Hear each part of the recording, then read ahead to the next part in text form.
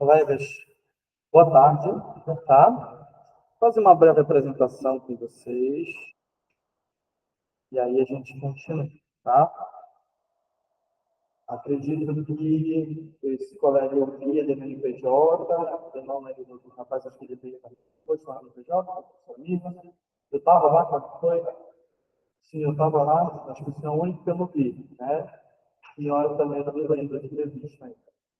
Meu nome deixa eu só, tem que ficar na frente da câmera, se você der frente da câmera não vai dar certo. Meu nome é Luiz Felipe Melo Rodrigues, eu sou professor de Direito, advogado, especialista em civil, processo civil duas vezes, porque a primeira vez que eu fiz tinha sido recentemente também trabalhando no processo civil, e a segunda vez que era as demais alterações, então eu resolvi fazer as duas. Também estou fazendo outras especializações em constitucional, judiciário e aí adiante. Dou aulas de direito civil e outras disciplinas correlatas, soluções do direito, processo civil, etc. Tá? Eu vou com vocês hoje iniciar a disciplina de Direito Civil 1, gente, eu estou conseguindo ver. Tá. Direito Civil 1, legal? O que ocorre? Nós estamos fazendo a disciplina híbrida, presencial, e está sendo gravado para ficar disponibilizado para vocês. Eu peguei muito pela presença, né? Porque tem situações, explicações mais claras. Por tudo, não tem problema se você faltar, se você conseguir assistir ao vivo, eu tiro a dúvida na hora. Se não conseguir tirar ao vivo, eu te aconselho a pesquisar.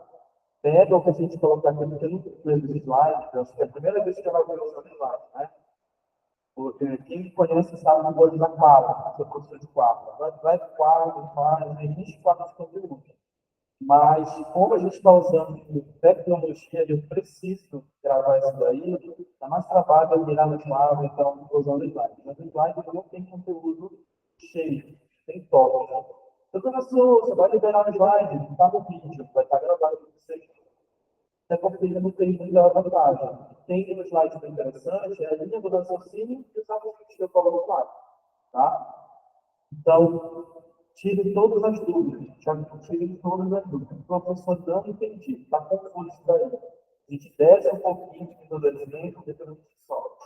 Às vezes a gente precisa usar o conhecido para chegar disso. Tá? Então, nós vamos iniciar esse primeiro direito civil. Algum de vocês chegou a estudar qualquer coisa parecida para concurso, de outra área? Não? Não? Penal, vocês já estudaram? Penal é o direito, né? Todo mundo já estudou penal. Todo mundo sabe alguma coisa, né? Mas civil, que é o que a gente vive o tempo todo, infelizmente, a gente tem esse conhecimento.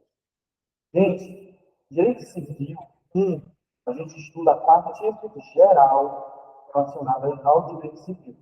Nosso Código Civil, ele tem a parte geral e ele tem a parte especial. Na parte geral, vai falar das pessoas, dos bens, dos negócios jurídicos. Literalmente nas pessoas, a pessoa física, a pessoa jurídica, a pessoa física, a pessoa natural. Quando acaba, né, a pessoa natural, com a morte, que tipo de morte, né?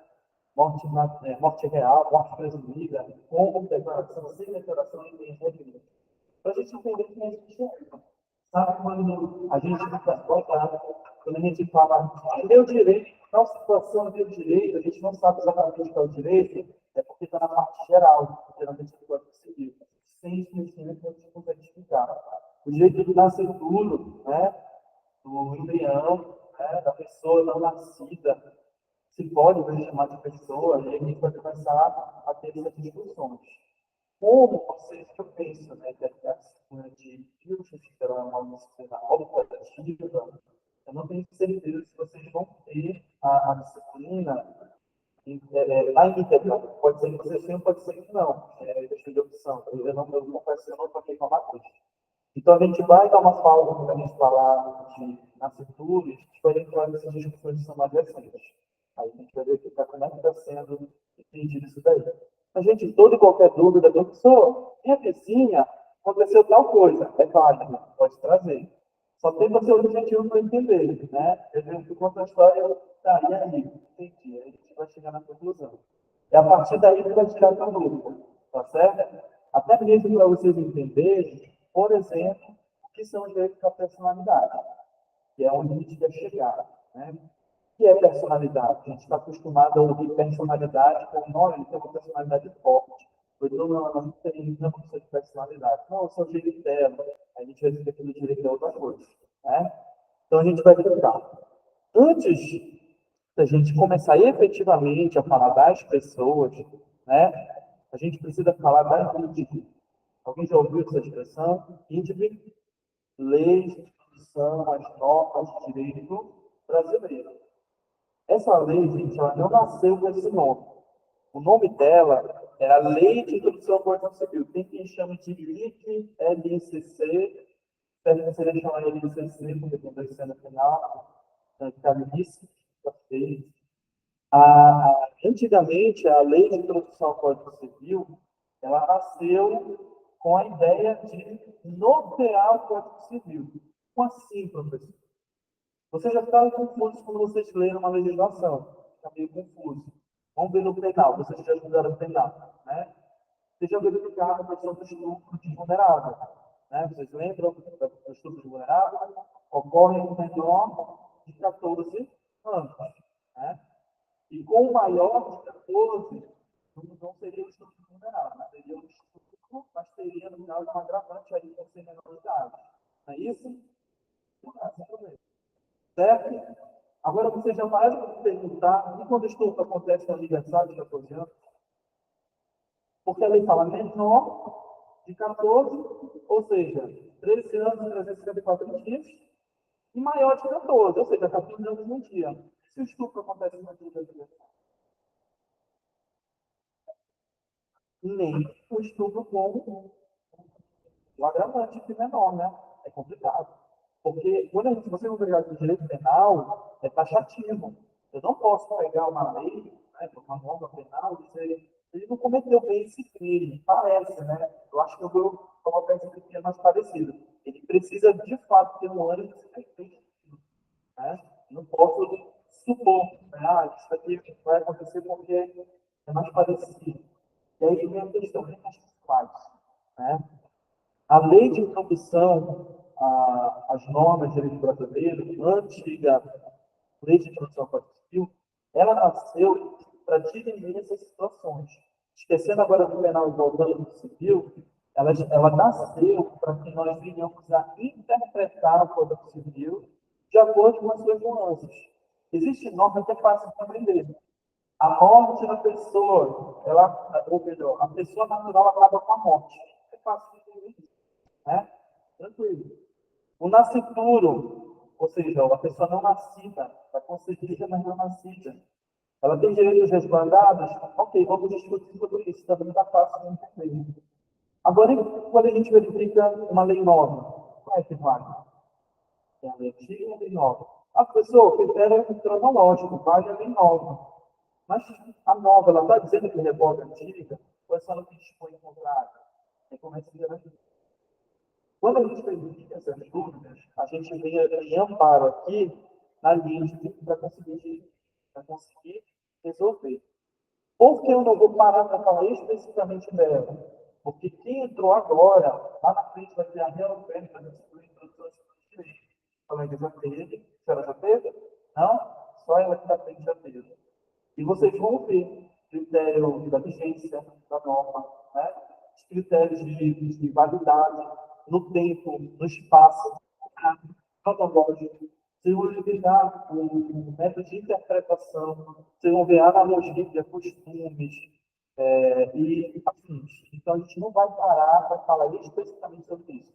Mas eu preciso falar para vocês que isso existe aqui porque acabou que a lei de introdução ao Código Civil, hoje, ela não é mais uma norma norteadora do Código Civil. Porque se percebeu que o raciocínio dela tinha validade para além do Código Civil. Exemplo, uma lei nova, em regra, ela revoga a anterior. Em regra, não é isso? Vamos falar de aposentadoria. Todo mundo estava ligado 2019, quando foi a reforma, né, previdenciária, passando no jornal, todo mundo deve saber disso. Qual é que está valendo? A de 2019 ou a anterior a 2019? 2019, certo? Só que tem a questão, está valendo para quem? Está valendo para as pessoas que adquiriram o direito de 2019 para frente. Quem adquiriu o direito na norma anterior, entra no direito adquirido. Então, ela já não pega a norma posterior. Tem um monte de gente que a gente vê isso, gente. Aí, a pessoa está um pouco confusa.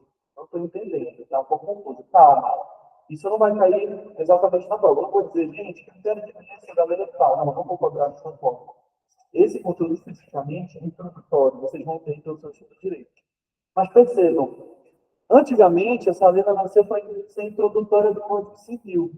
Mas quando a gente vai estudar ela, a gente percebe que ela não está só introduzindo o Código Civil. Ela está norteando todo o ordenamento jurídico. Por isso que veio uma alteração para ela, em 2010. Eu coloquei a letra para vocês, mas ela basicamente só altera o nome. Tá? E ela veio crescer a NCC para ser a LID, Lei de Introdução às Normas de Direito Brasileiro. Então, quando vocês estiverem estudando o Código Civil, vocês terem uma leitura que está confusa, o professor não estou entendendo, recorre para a LID. Tu vai lá e vai verificar se de fato a norma está valendo, não está valendo, qual é o critério de resolução, como é que funciona. Você vai estudar domicílio, mas o domicílio, residência morativa, que eu vou ensinar para vocês, é dentro do ordenamento brasileiro. E se for brasileiro que mora no exterior? Ah, o brasileiro lá vai. Mas como é que eu vou saber o critério? Meu domicílio é onde? E se a lei exterior falar que o domicílio é diferente, como é que funciona? A gente vai solucionar isso. Só que na CRIV a gente tem assunto direito civil, direito penal, direito internacional público, direito internacional privado. Então a gente não tem como fazer um parêntese e dar uma aula sobre ela, senão a gente vai acabar falando sobre todas essas disciplinas. Então o que a gente faz? A gente pega o que é importante, fala que existe, explica, no caso, na disciplina de introdução, e cada disciplina que vocês terão à frente, a internacional, público, privado, a professora está pegando as partes que são importantes. Por isso que ela, hoje, né, além de que são as normas de direito brasileiro, porque ela é uma norma de estabelecimento, ela vai dizer como funciona as demais normas. Obviamente, a LIDB, ela vem para situações de conflito. Então, se você entrar em conflito de norma, dá uma olhada lá que ela vai dar um critério norteador. Lacuna, LIDB, ela vai dizer qual é o critério de solução. Certo? Ok até aí? Ok até aí? Como eu falei para vocês, os assuntos tratados não parecem mouse, né? Não, estava colocando mouse assim. Quanto à vigência das leis, eu coloquei para vocês os artigos para vocês terem uma leitura. Então, professor, como é que está valendo a vigência da lei? A partir da publicação, depois de passar o prazo de vacaço. A lei foi publicada hoje, mas lá dentro do lei está dizendo, essa lei ficou em um ano. Então, vocês já sabem que, apesar dela estar ali publicada, ela só vai ter validade daqui a um ano. Então, publicado, depois de acabar a vacação, tudo certo. No tempo, também tem aqui o artigo, né, terceiro e sexto. Professor, tem a lei nova e tem a lei antiga. Qual é que está valendo? Depende. Se tu está verificando uma situação de direito adquirido, vale a lei antiga. Se tu está verificando uma situação de pessoa que ainda vai adquirir o direito, tem também a lei nova. Exemplo, a aposentadoria da mulher. A mulher que aos 60 anos adquiriu todos os requisitos anterior à publicação da reforma da Previdência de 2019, para que se aposenta com 60 anos. Isso já passou, ela não deu entrada no tempo, não importa, direito adquirido. Ela está com 64 hoje, mas a regra foi ser aplicada para ela ser aquela anterior a 2019. Hoje, professor, ela tinha 59 anos. E aí, como é que fica? Vamos ver a nova lei, que a gente chama de regra de transição. E a gente vai ver ela vai encaixar. Ela não vai ficar nem tanto na nova, nem tanto na antiga, tem um crédito especial para ela. Professor, e a pessoa, a mulher tinha 30, que é o meu caso, 40, que é o meu caso, 20, que é o meu caso. E aí, essencialmente, 62 anos você pode entrar. Né? Se você for cuidado no banco, você até lá se tornar rural, espero que não. Então, você se aposenta de 62 anos. Mulher rural, 55. Mas é um salário mínimo de 10 anos. O que importa dizer, a lei, a Constitucional do Direito Brasileiro, ela vai determinar como funciona essa diferenciação. Como vocês ainda terão essa disciplina, eu coloquei para vocês aqui os artigos, tá? Para fins de estudo. Professor, eu não entendi. Manda aquele áudio lá no grupo, eu respondo, não tem problema, tá? Mas eu coloquei aqui para vocês. Outra coisa que é importante, a Lídia ela traz para a gente algumas fontes do direito, tá? Lembrando, quando vocês forem pesquisar fontes do direito, vai lá na internet, fontes do direito, tá? Nenhum site vai te trazer, nenhum site vai te trazer igualmente todas as fontes. Porque a gente está verificando aqui de onde o direito surge, de onde ele nasce, quem que conhecia a criação do direito. Cada autor, no seu estudo, vai ter um entendimento diferente. Mas, saindo do entendimento dos escritores, dos doutrinadores, entrando no que está escrito na lei, certeza é que a fonte primária é a lei. É a principal, não é a única, é a principal. Qual é a principal forma de expressão do direito? É a forma. É assim que a gente tem certeza que o direito diz o que ele quer dizer. É na forma da lei. Professor, mas se não for a lei, nós temos analogia, costumes e princípios gerais do direito, também na lei. Então, por exemplo, eu não tenho um instituto que fale sobre aquilo. Exemplo, herança digital. Já deu exemplo aqui de digital. Herança digital se trata da possibilidade de herdar aquilo que aquela pessoa deixou em âmbito virtual. A pessoa não entendi. Eu explico. O teu Gmail tem drive lá, né? As coisas que estão no teu drive. A pessoa que vai revisar teus bens, ela pode revisar o teu drive? A lei não fala mais. Não tem norma nenhuma que diga sobre isso. Aí a gente precisa apelar para analogias, verificar outros institutos jurídicos para entender. Porque entra em um choque, um conflito. O que acontece? Pense comigo. É o teu Gmail, é o teu e-mail pessoal, a tua nuvem. Isso que tu colocou lá, eu não queria que fosse público. Ou não tive nem público, mas tu não queria compartilhar com ninguém. Né? Nem na intimidade eu queria que soubesse. E aí a pessoa vai entrar isso também, aí fica complicado. Direito à intimidade, direito à vida privada, várias liberdades por aí conversam são atendidas. E aí a gente se utiliza aqui da LINDS, a gente vê que a primeira forma de expressão é a lei, não temos. A segunda forma que a gente tem aqui, analogia com os grupos gerais. Tem os tribunais se utilizam desses secundários, aqui também informais, e aplicam a jurisprudência. Eles trazem o entendimento. Pode dar? Pode, desde que eu comprove que o que tem lá tem fator econômico. Então, minha esposa morreu. Eu quero herdar o drive dela. Prova que tem fator econômico. Tem que provar, só o drive dela. Não consigo herdar. Vai ficar bastante no esquecimento. Né? Agora, minha esposa é uma grande escritora. Tudo que ela escreve, ela coloca no drive. Tem bonito, tem dinheiro por isso. Tem todo um conjunto de direito autoral e tudo mais. Não tem o caráter pecuniário, não pode ter no drive dela rascunhos e rascunhos, ou inclusive terminados, que vai trazer uma reforma financeira e ter patrimônio, posso ter acesso. Mas isso é um entendimento. A gente pega da Bíblia, a gente traz a interpretação e consegue solucionar o conflito. A lei não está resolvendo o problema em si. Mas quando a gente olha para a própria lei, ela apresenta a solução. E a gente usa a solução. Está dando para entender até aqui? Gente, é por isso que é muito importante. E por isso também que às vezes a gente fica. Mas onde é que isso está escrito? Mas que regra é essa? Às vezes a regra não está necessariamente escrita. Ela surgiu exatamente por notícia. Não tem algo falando sobre aquilo e a gente precisa usar dessas fontes, dessas interpretações para conseguir entender. Certo? Quando a gente fala de nascituro, vocês vão ver que a gente vai usar muito dessas fontes aqui. Analogias e analogias. E não tem consenso sobre como é a consideração do direito do nascituro. A gente vai chegar lá. O colega pode perguntar.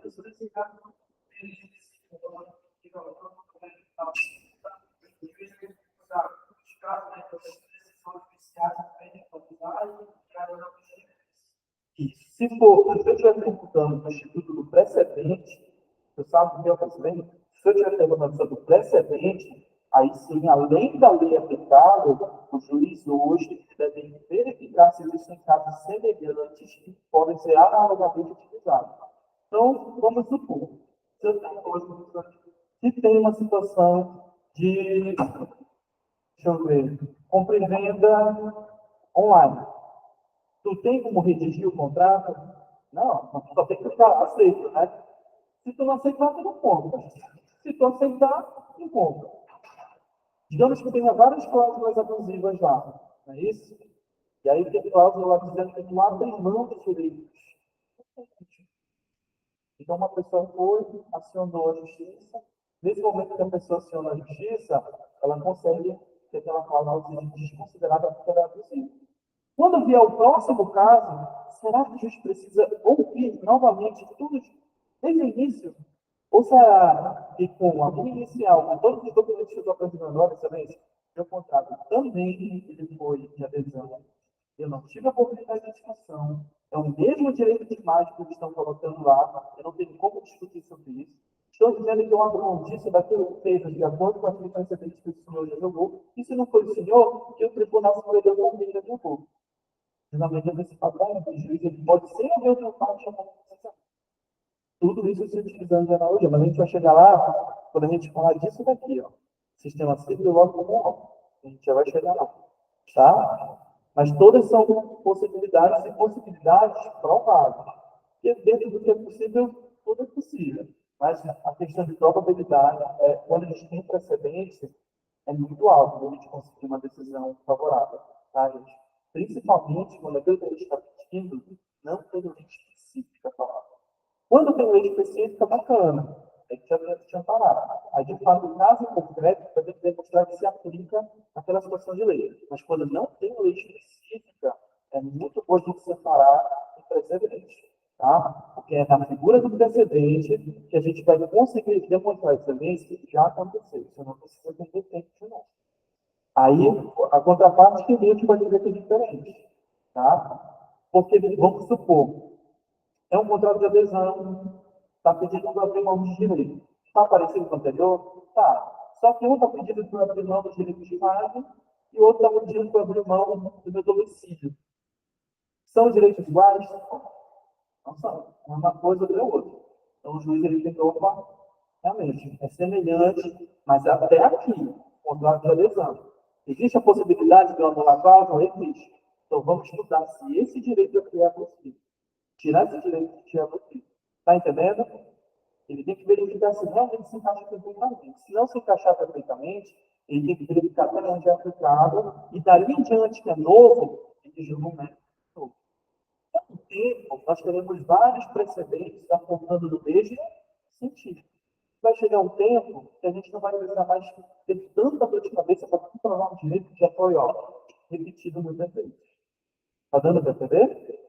Contudo, é possível que no decorrer do tempo os entendimentos venham mudar. Mas aí o juiz vai precisar fundamental. Ele vai ter que dizer por que está mudando esse entendimento. Qual é o estudo, qual é o estudo jurídico, no que ele está se falando. Ele não pode só dizer não. Certo? Assim como por muito tempo se ouviu falar que só homem pagava atenção para a mulher. Não mais.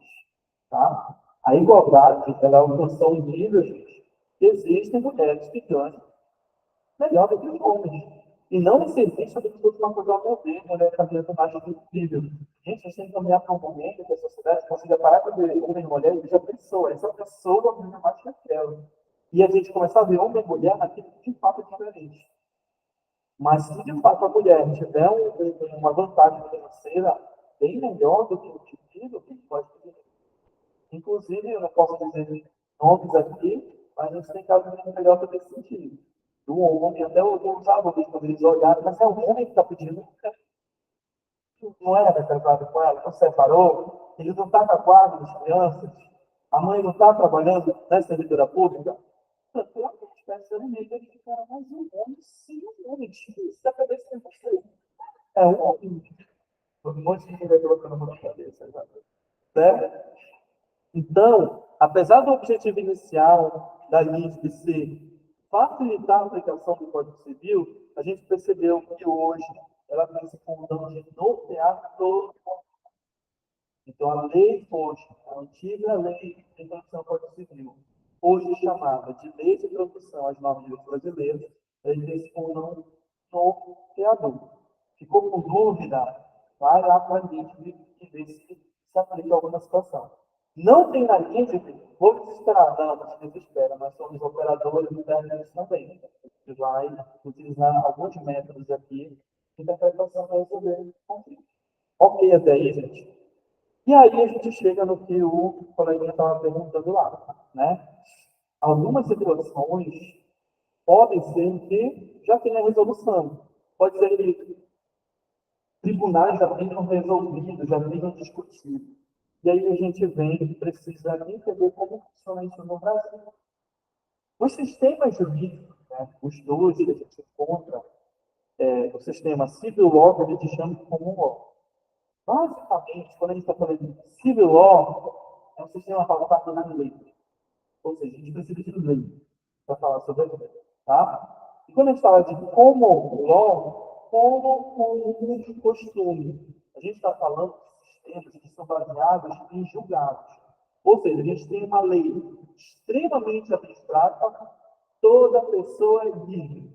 Lei abstrata. Né? E aí vem o tribunal e interpreta a qualquer caso que seja relacionado à liberdade. O Brasil é dentro de qual sistema? Civil law, tá? Temos que ter lei. Professor, mas isso eu falo sobre precedente. E aí, como é que fica? Vamos lá. Antes do nosso Código do Processo Civil de 2015, nós tínhamos de 73, né? Nós tínhamos o Código do Processo Civil anterior. O Código de Processo Civil anterior, ele basicamente, a estrutura dele todinha era civil law. Tem que ter lei para resolver aquilo. Tem que ter lei para não ter aquilo. O juiz, ao fundamentar, ele vai precisar colocar a lei, motivo, e vai ter que colocar a decisão dele. Se ele não colocar o dispositivo, ou seja, a norma, a gente tem como recorrer tranquilamente. Essa sentença, ela apresenta até uma situação de liberdade aí. Tá? Mas, com o CPC de 2015, ele basicamente pegou emprestado um raciocínio do sistema de common law. Vocês já viram séries de direito dos Estados Unidos, que tem julgado, julgamento para lá? A pessoa vai para lá, pega uma página, olha, você já aconteceu em 1900 do seu direito, instala, já deu a situação. O outro só verifica, realmente ele deu. Vai muito forte, porque lá o sistema é o costume. Se os tribunais eles já vêm tendo essas decisões, tu pode usar essas decisões como motivo para ser aceito ou não. Isso é muito forte, tá, gente? Mesmo que a lei tenha que ter uma situação contrária. Porque naquele momento que o juiz determinou, ele tem um raciocínio para fazer diferente do que a lei está dizendo. Ou pelo menos uma interpretação diferente. Porque a lei é muito abstrata. Mas aqui no Brasil, a lei é muito específica. A nossa Constituição tem mais de 200 artigos. E a nossa Constituição, ela tem, toda pessoa é livre. Aí a gente vai ver os incisos, né? Liberdade de expressão, liberdade de imprensa, a liberdade que tem de ter sua vida privada, de intimidade, aí começa a pormenorizar. Então, quando a gente vai aplicar, a gente olha para a Constituição, opa, já está falando sobre isso, está protegido. Opa, a Constituição não está falando sobre isso, não está protegido. Ou seja, nós não temos esse costume, não usam o costume como regra. O costume agora é parte da regra. O CPC de 2015, ele autoriza que você utilize o Instituto do Precedente, ou seja, tu vai verificar a legislação, está ok a legislação? Está ok. Teve julgado nesse sentido anteriormente? Teve. Então, o que tu pode fazer se a lei já teve julgado nesse sentido? Ele pode pedir o julgamento principal da lei. Se o juiz entender que é pacífico, ou seja, não tem controvérsia nenhuma, ele pode dar julgamento antecipado da lei. Certo? Porque a partir de 2015, o precedente ele é respeitado. Professor, deixamos de ser civil logo a ser como logo? Não. Somos civil logo. Ou seja, nossa base ainda é a lei. Tanto que se a gente respeita mais hoje os precedentes, é porque a gente tem que ser precedente de dizer que tem que respeitar. Ainda vem da lei. Está dando para entender? Só que agora a gente consegue pensar não só na lei, Eu consigo dizer, excelência, isso que você está fazendo é contra o próprio tribunal, vai acontecer. Excelência, você está fazendo isso, mas o novo Tribunal de Pará, o TJ, né, Tribunal de Justiça de Pará, ele não dá esse tipo de decisão. Está aqui, ó, trouxe para o senhor A, B, C, D, E, casos aqui. São diferentes do que você está fazendo. Senhor, excelência, está querendo me dar aqui, em audiência, pode falar, excelência, eu estou pedindo aqui 5 mil reais de indenização, porque é o padrão do TJ para esse tipo de caso. Aí eu estou no processo ativo. Aí eu pego todos os processos que eu encontrei mais recentes a respeito de telefonia, todas são dadas. Eu já vi isso, inclusive, numa segmentação oral. E ele fez a ação, ganhou, e deram 1 mil de indenização. 1 mil de indenização. Ele recorreu e pediu uma majoração. Então, chegou no tribunal, não estou para ser corretamente.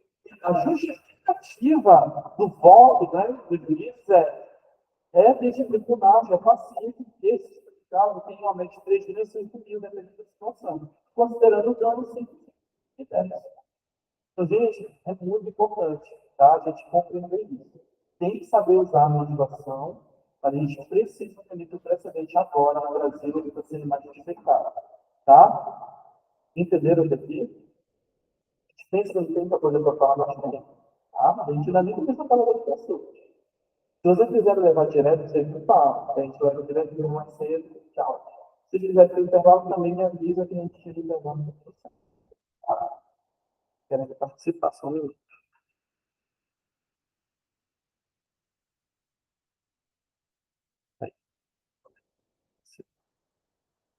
Certo?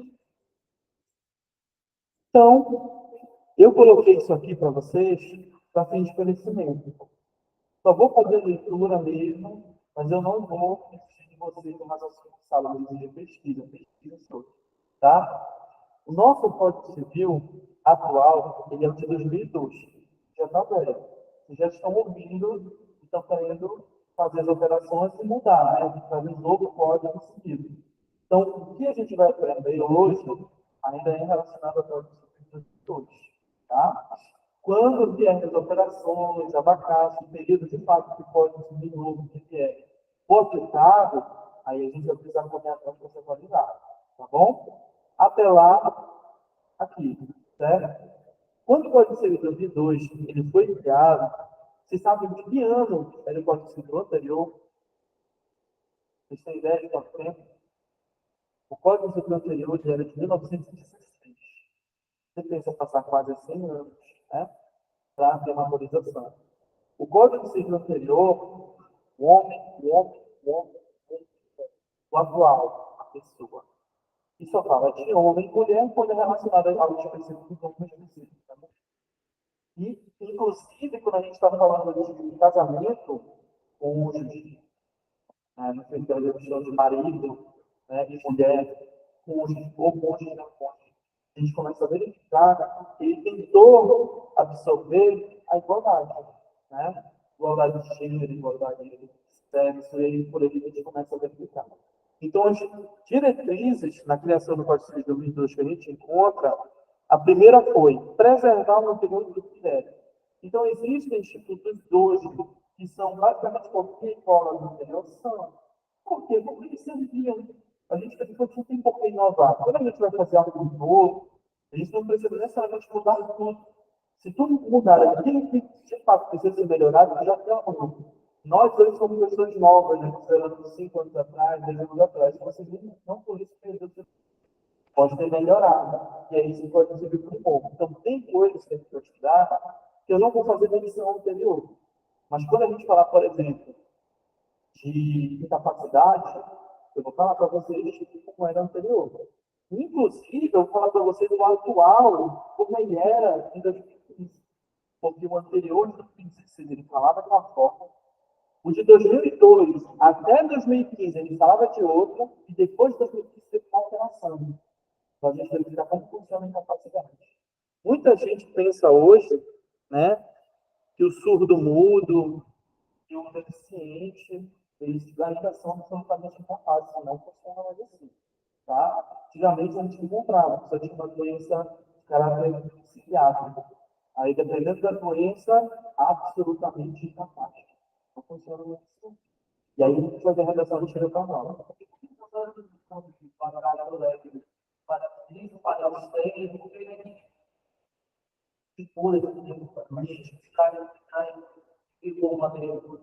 Peraí que eu estou com ela aberta aqui. É vídeo.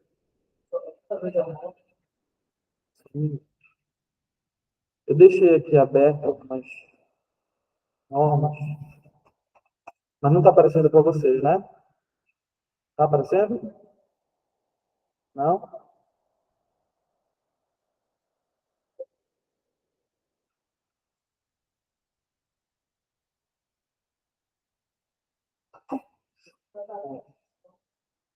Boa tarde.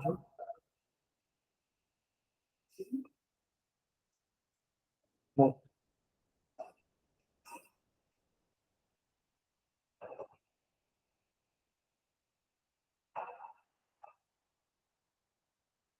vamos lá. Vou ler para vocês, tá? Eu abri aqui para mim a Gingib, só que não está aparecendo para vocês. Deixa eu ver se eu arrastar para aparece. Parece, né? Vamos lá. Quem está na câmera, quem não está me vendo na câmera, me escuta, já volto. Vamos lá. Salvo disposição contrária, lei começa a vigorar aqui no país, 45 dias depois de oficialmente salvo, ok? Então, se a lei está dizendo entra em vigor na data da publicação, já sabe que amanhã já tem que fazer. Exclui-se o primeiro dia no próximo. Então, saiu hoje, está valendo amanhã. Certo? O professor Bagada não está falando disso. Se ela não falou sobre isso, farei com isso. Tá? Tem outro critério, que alguém está falando novembro. Mas a gente vai verificar depois. Isso, vocês vão ensinar a evolução sobre direito. A gente faz regra por regra. Tá? Inclusive, para fins do exterior, que funciona como uma lei de direito que vai lá, certo? 45 dias. Professor, a lei deu um ano. Vai fazer o quê? 45 dias um ano. Inclusive, quando você pode subir. Pode subir 2002, ele foi publicado em 2002. Ele só começou a valer em 2003. Um ano que leva uma casa para ele. Certo? A lei não pode ser publicada. Em tese, sim. Obviamente, quando eles colocam um prazo, eles fazem um estudo para entender quanto tempo vai levar para que as pessoas se acostumem com aquilo. Existem institutos com agressão alterados, tipo para que a gente diga, ó, estou trabalhando. Então, o Código Civil de 2002 foi um ano para valer. O Código de Processo Civil foi um ano. Também o atual de 2015 foi um ano para valer. Eu peguei a mudança, estava estudando direito na época. Aí, quando eu estava estudando o CPC, estava no processo 2, peguei a mudança. Aí, eu estava estudando o antigo e em casa eu estudava o novo. Então, essa confusão. Vocês vão passar por isso agora. Vocês estão estudando o Código Civil de 2002, mas já fiquem pesquisando como é que está o caderno atual. Porque não adianta também procurar um curso, porque o que está escrito, se não for publicado na estudante, não. A gente tem que ir acompanhando. Para saber, ó, pô, a mulher, antigamente, ela estava no primeiro critério lá para ser sucessora, né? Cônjuge, homem e mulher, né? Mas agora, essa nova instrução que ele colocar na terceira, vai ficar primeiro, depois parente, depois cônjuge. Vocês vão verificar por que eles estão querendo fazer isso. Né? Então, vocês vão perceber, estão querendo tirar o homem e a mulher da jogada. Não, na verdade, o que a gente percebe hoje? Quais são as primeiras figuras de sucessão que os pais têm que responder em mente? É difícil. Principalmente aqui que foi havido fora da consciência do casamento do meu estado. É a primeira situação. E puxando o sardinha para a mulher, geralmente são homens mais. Então, o que acontece? O cara de 10 sabe comigo, ele dá um jeito de colocar no. Porque ele sabe que a ponte, a companheira vai saber onde está, mas os filhos não tem como saber. Então, ali está dizendo, não, vamos primeiro resolver a situação, depois a gente resolve a dos demais. Quando ele diz, parece. Só que eu não acho justo também penalizar o cônjuge por uma prática de desejo. Mas o que a gente faz? A gente vê o que vai dar, né? Deixa de comunicar. Aí tem discussões. Certo? Nesse teu caso, vigência, a própria norma vai dizer. Se a norma diz que a partir daquele dia, em tese, exclui-se o primeiro e inclui-se o próximo, no dia seguinte está valendo. Se ela não der prazo, 45 dias. Se ela der um prazo maior, ele tem que prazo maior. Tá? Inclusive, Se ela disser a lei tal está revogada, já sabe que especificamente, de forma escrita, a lei tal está revogada. Se ela não disser qual lei ela está revogando, tacitamente, qualquer outra norma que fale sobre aquilo, se for diferente, está revogada. Se ela revoga parte da outra lei, aquela parte está revogada, mas a outra está valendo. Aí a gente vai aprender conforme o tempo. Certo? Que, ó, o Código Civil, por exemplo, atual, ele veio depois do Código Comercial. Aí o Código Comercial parou de funcionar. Funcionou o Código Comercial. Porque toda vez que a gente fala de comércio, muda, né? Comércio exterior, ele vai mudando. Então, a gente chega a pouco, conseguir fazer um código específico. Mas quando a gente fala da lei imobiliária que a gente tem, de assuntos imobiliários, o Código Civil veio depois. Ele fala de ações disciplinares, tudo mais. Vocês vão ver que a gente fala de locação, fala de compra e venda, a gente fala de situação de locação também. Mas ele não revogou anterior. O próprio Código Civil diz que não está revogando. Se falar de forma diferente, aplica esse Código Civil. Se não estiver falando, aplica-se outro dispositivo. Parece confuso, mas quando a gente chegar lá, a gente vai tirar a dúvida de cada situação. Tá? Fiquem tranquilos. Agora deixa eu ver.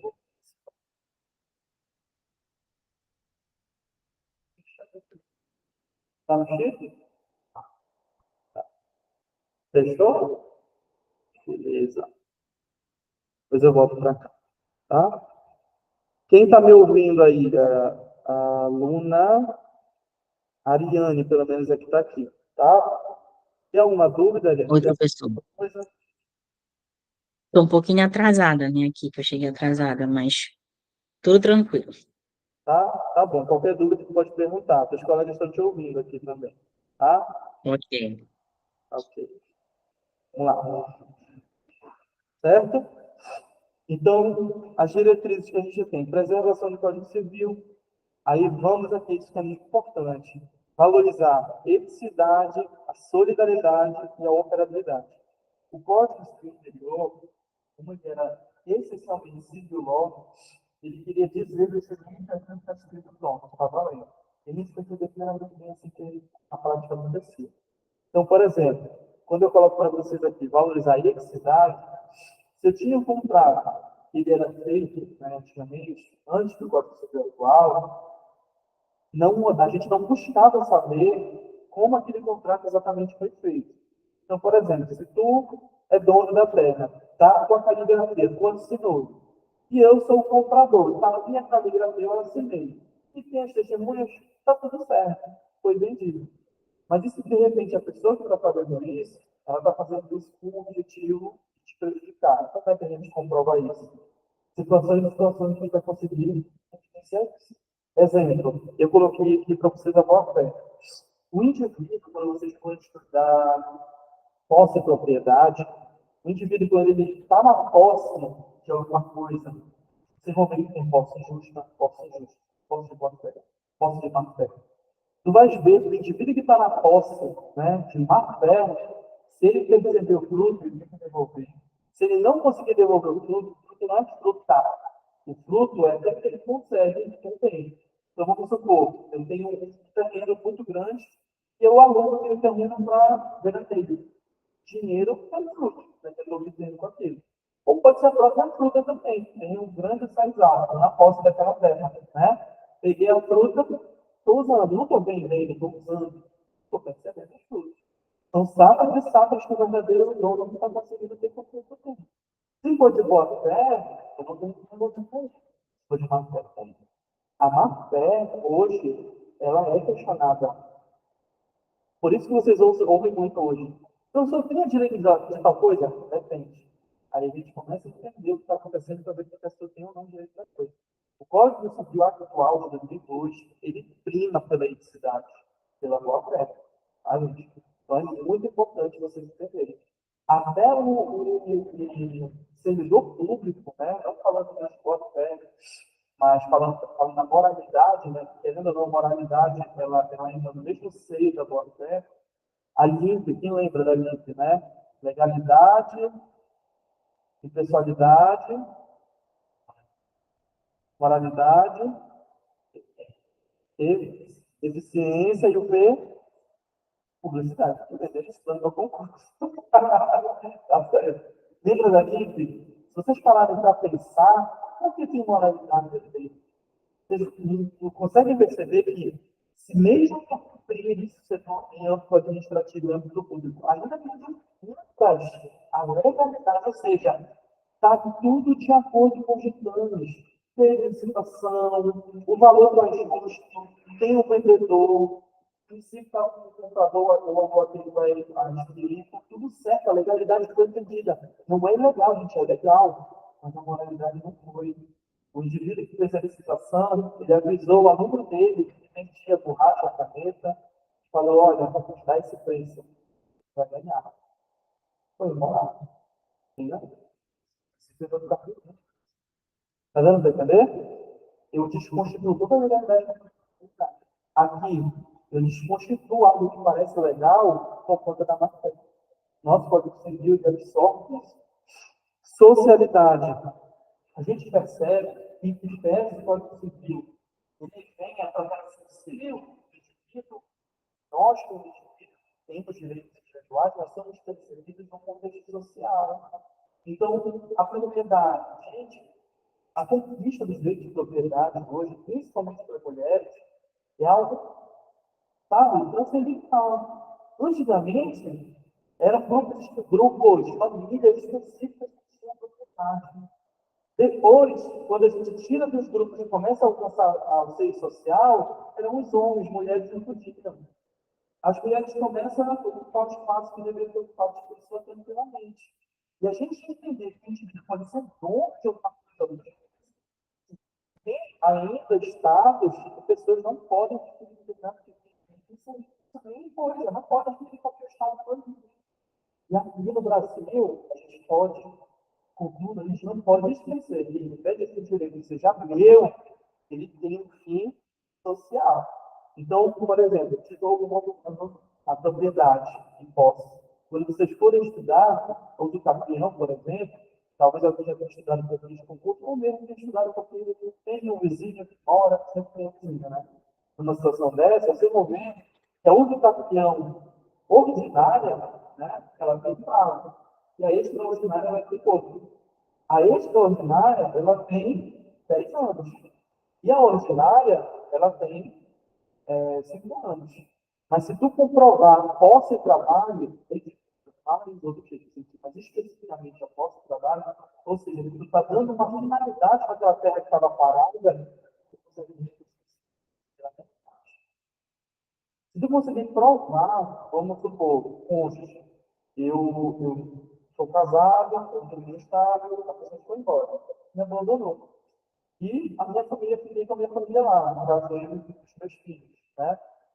Se essa pessoa abandonou, não teve a posição, sumiu, ficou de um lapso de 2 anos, ficou comprovado essa situação, percebe? Olha como pessoa da entidade familiar, né? 2 anos eu faço para conseguir um documento. 2 anos. Então, sou um positivo, pode perder todo o ponto, inclusive, bem específico o critério. Tem que ser deixado no lar, a pessoa não foi embora. A pessoa foi embora, eu sou limite, 2 anos, é meu. É nesse caminhão.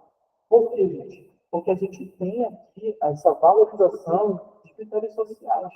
A propriedade não existe como um fim em si mesma, ela existe na sociedade. Então, se você está adquirindo aquela propriedade que não está obtendo, de repente, um resultado, a lei, né, ela vai te tirar. Mas a lei autoriza instrumentos para que favoreçam as pessoas que vão dar essa finalidade que não está dando.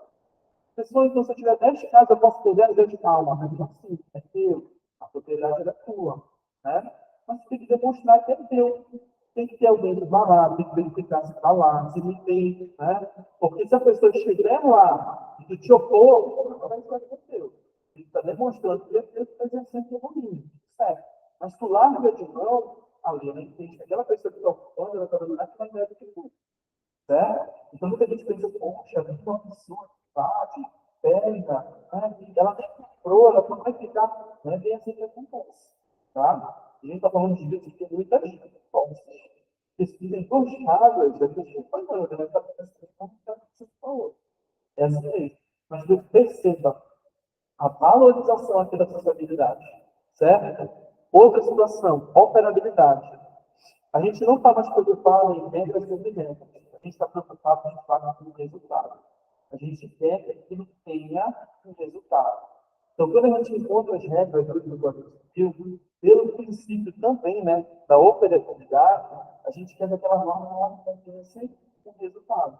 Então, a gente não vai dizer, poxa, não dá para aplicar isso dessa forma aqui, porque você não aprendeu o critério melhor específico. Calma. Qual foi o critério que eu não aprendi? Ele era tão importante, dava para aprender depois. Vocês vão ver isso, inclusive, quando vocês estiverem estudando o processo, e vocês vão perceber que se uma pessoa não foi citada, né, para o processo, tudo que aconteceu depois da situação é anulado, certo? O melhor é que nunca teve validade. Anulável é quando podia ter, mas depois vai dizer que não pode mais. Nulo é quando, independente de qualquer falho, não prestou desde o início. Então, se eu não for citado, não funciona. Mas e se eu não fui citado, mas um colega meu sabia, falou, mano, eu vi teu nome lá eu estava numa audiência do meu divórcio, eu ouvi chamar de teu nome lá fora. Vai lá ver o que é. Tu vai lá. Não, senhor, realmente tinha uma audiência, a gente não estava conseguindo encontrar o senhor, eu vou citar. Ah, mas eu vou, se a justiça não tem na minha casa, ele manda ele vir na minha casa e procurar, manda. Mas pelo princípio da operabilidade, da simplicidade, da possibilidade, da aproveitamento dos lados, né? A gente dá como citado e a partir dali a gente começa a ler. Ah, professor, mas eu preciso uma folha na minha casa, eu preciso secretário que mandou eu assinar. Mas, gente, simplicidade, a simplicidade, a efetividade, é isso que a gente prima hoje. A gente vê que uma estrutura para pensar que a burocracia, né, ela faz muitas vezes a própria lei que é difícil se não ser alcançada. Mas quando a gente verifica os princípios, todos eles buscam uma efetividade legal. Efetividade na prática. Ok, até ali. Certo? Os demais, vocês ficam para leitura em casa, esses dois últimos. Tá? E aí, esse aqui é mais um conselho meu que eu vou deixar para vocês, do que essencialmente falar da parte geral.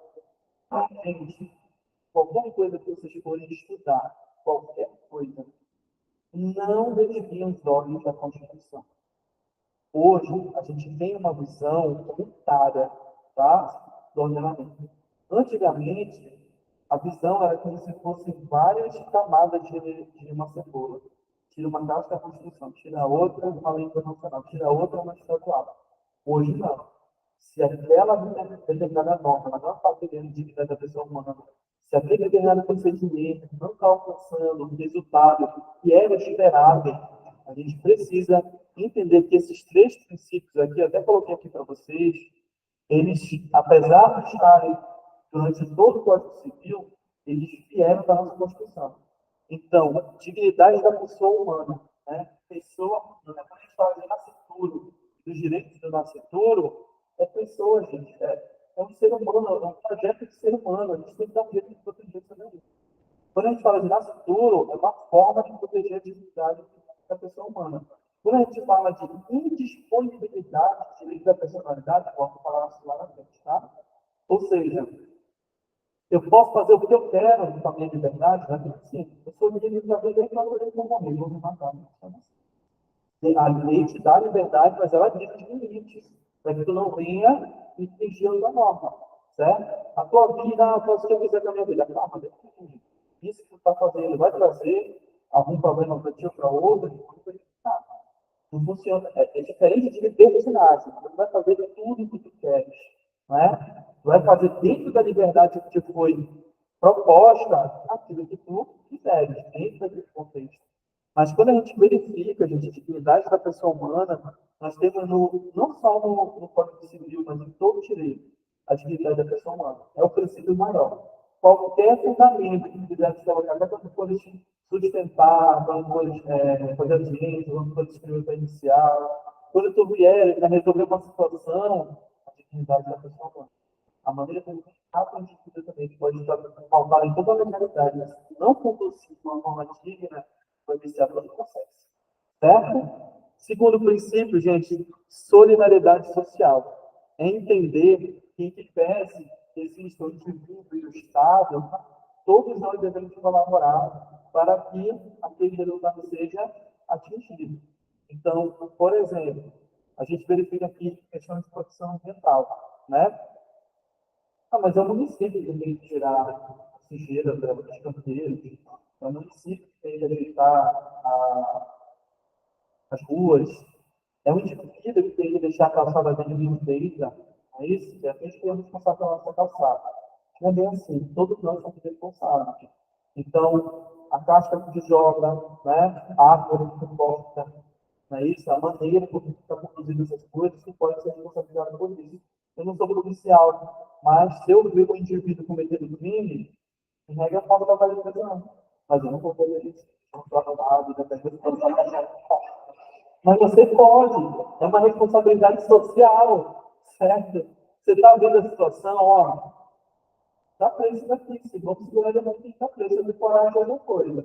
Mas você pode, mas não, gente, a responsabilidade social é um crime contra toda a sociedade. A pena, ela tem três caráteres aí, três critérios dela. É o punitivo, não, preventivo, punitivo e pedagógico, os três P's da pena, né? Mais P's de pena são quatro. Três P's da pena. Preventivo, porque quando ela está escrito ali, as pessoas tendem a não fazer. Punitivo, porque quando faz, inicia o resultado. E pedagógico, porque tem que ter socialização de vida. A gente pode dizer que não presta. Tchau. Eu estou não penso assim, não guardo para você, porque a lei não está aqui para demonstrar isso. A lei, ela tenta ressocializar o mundo. Então, perceba, responsabilidade, solidariedade social. Todos nós somos responsáveis para manter, certo? Para fazer com que a lei alcance o resultado. Ok, até aí. E a isonomia e igualdade, gente, entendida da forma mais ampla que vocês puderem. A igualdade, proporcionalidade, razoabilidade, certo? Vocês precisam entender que hoje a igualdade, ela não deveria nem ser tabu, certo?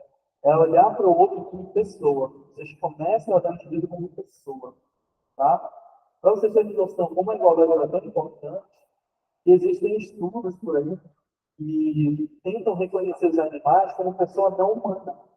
Ou seja, eu sou uma pessoa humana, mas os animais têm inteligência, são seres sensíveis, não é isso? Então, eles podem ser, dependendo aí, pessoa. Aí vem aquela figura, por que você mata, aí você cuida de um e você come o outro? Você coloca o cachorrinho e coloca o outro. Né? Não estou achando nesse critério. Ah, só mata.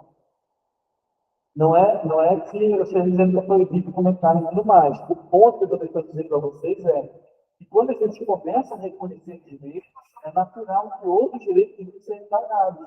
Quando eu começo a perceber que eu posso votar porque ela não pode, a gente começa a identificar. Não é isso? Se eu tenho liberdade no meu corpo, por que eu sou proibido de fazer tatuagem para entrar no meu corpo? O meu corpo, o que isso vai impedir? Aí a gente começa a identificar. Né? Se eu estou fazendo determinado concurso público, para que serve aquele literatura? Você é analista artificial, para que você internet se acredita? Né? Ah, você é bombeiro. Você pode até se olhar ali. Você é bombeiro, você é policial. São outras situações. Condicionamento físico, mas são outras situações. Mas o que vocês têm que entender é a igualdade tem que ser amplamente compreendida. Tá? Nós somos seres igualmente concebidos pela lei. E naquilo que for diferente, a lei vai usar essa diferença para ter um tratamento diferenciado. Tá? E vocês vão ver isso muito quando a gente fala de administração relacionada à mulher. Tem muito problema relacionado a isso. As pessoas têm muita dificuldade de ter essa discussão. Falta maturidade. Tá? Ah, professor, tem uma dúvida acerca de aborto? Não, não é isso que eu quero dizer. Que falta maturidade para entender de fato qual é a diferença. Né? Ah, ela tem outro que não tem. Ah, se eu tiver um outro, eu posso falar, não funciona assim. E até discussão entre as próprias mulheres, a gente encontra falta de maturidade para discutir. Então, a gente precisa, de fato, fazer um estudo para entender as coisas. Verificar o outro como pessoa e verificar qual é o espírito da lei para aplicar aqui. Ok, até aqui. Interessante. Tem que aparecer. Tem que passar rápido, né? Vocês querem intervalo? Não?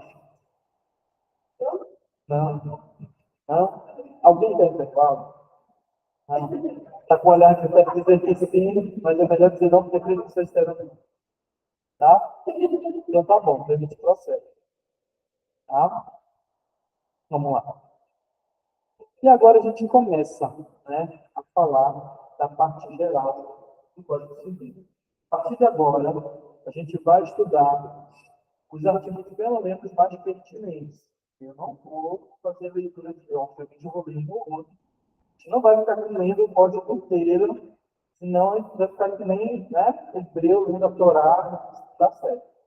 Aqui a gente vai precisar interpretar, tá? Então a gente vai fazer a leitura, vai, mas vocês vão perceber, deixa eu passar mais aqui. Eu coloco ó, artigo 2º, artigo 3º e 4º, artigo 5º, artigo 70, 78, 72, eu vou colocando. Então, leitura de casa, tá? Até a pessoa que não falou, você fala. Se for que você ler sempre o livro, caiu na prova, tá? Falando bem de vocês. Então, vamos começar a falar sobre capacidade. Quando a gente começa, a gente abre nosso Código Civil, nem trouxe, né? Quando a gente abre nosso Código Civil, a primeira coisa que está dita lá, alguém está aí, quiser abrir o telefone, pode abrir, tá? Nosso Código Civil, 2002. Te acompanha no telefone. Artigo 1º. Toda pessoa é capaz de direitos e deveres na ordem civil. E aí a gente começa a verificar, né? Toda pessoa é capaz de direitos e deveres na ordem civil. Tá, ela falou, só que não pitou aqui ainda. Ainda não está aparecendo ela aqui.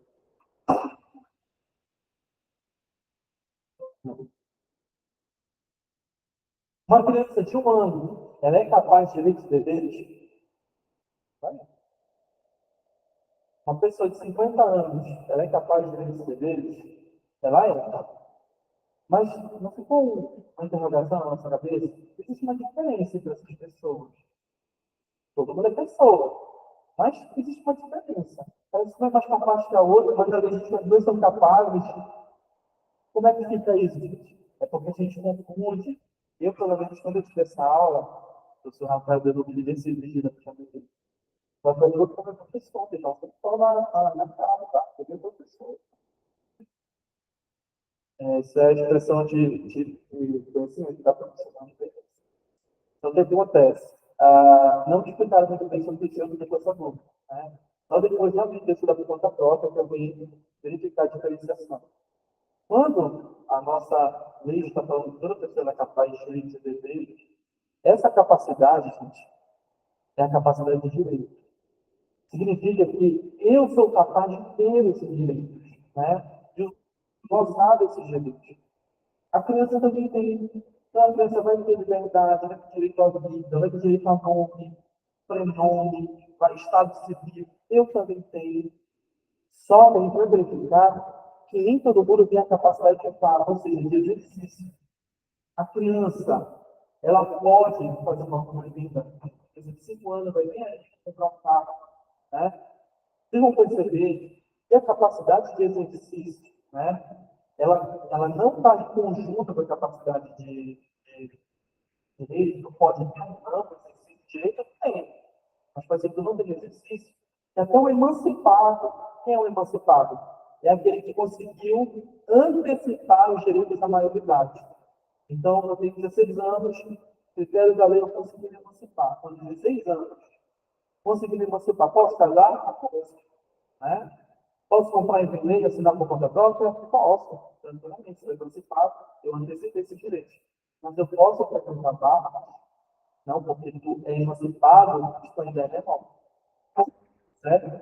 Tu ainda é menor. A tua capacidade de exercício ainda está reduzida. Quanto achas, quando menor. Um menino, uma menina de 16 anos, não conseguiria comprar definitivamente. Precisaria da representação dos pais. Mas o emancipado pode ser representado. Contudo, eles algumas limitações de exercício. Perceba, capacidade de direito, todo mundo tem. Todo mundo tem. Pessoa nascida. A gente vai falar depois do nascimento da pessoa que não nasceu. Tá? Nascimento. Agora, o exercício nem todo mundo tem. E aí a gente tem a escolha. menores, a gente tem a figura dos incapazes absolutamente, relativamente. A gente tem a discussão de como hoje é visto o absolutamente incapaz, como era visto antes, até para vocês desconstruírem isso na visão dos colegas de vocês. Tem muita gente que pensa que uma pessoa que tem problema psiquiátrico é absolutamente capaz, não é, mas tá? Ele vai verificar. A pessoa com síndrome de Down, então, né? Ele diz, não pode namorar com terrorista. Tem que entender como é que funciona. Até onde ela consegue exercer essa liberdade. Tá? Então, tem diferença entre capacidade de direito e capacidade de fato. A capacidade de direito também pode ser chamada de uso e a capacidade de fato pode também ser chamada de exercício. Tá? Ok, até aí. Depois que a gente entende essa diferença, fica tranquilo de observar por que algumas pessoas conseguem exercer os seus direitos e outras não. É tão somente, gente, a capacidade de exercício. Direito todo mundo tem, tá? O homem tem, a mulher tem, mas nem todo mundo consegue exercer, ok? Certo? Quem tem capacidade de direito e capacidade de exercício ao mesmo tempo, tem o que a gente chama de capacidade civil plena. Então, se eu digo que o colega que tem capacidade civil plena, significa que ele tem a capacidade de direito, de conseguir, já vem com ele, e a de exercício ele já adquiriu. Então, ele tem capacidade civil plena, não precisa de outra pessoa para representá-la. Vocês vão perceber que a gente, em determinadas situações, vai precisar de autorização, mesmo tendo capacidade civil plena. Então, como assim? Casada, né, de cônjuges, uma compra e venda, a gente precisa do que a gente chama de autorização proibição um minuto. Ela ainda não pediu para entrar aqui, gente. A apresentação autorização do chore.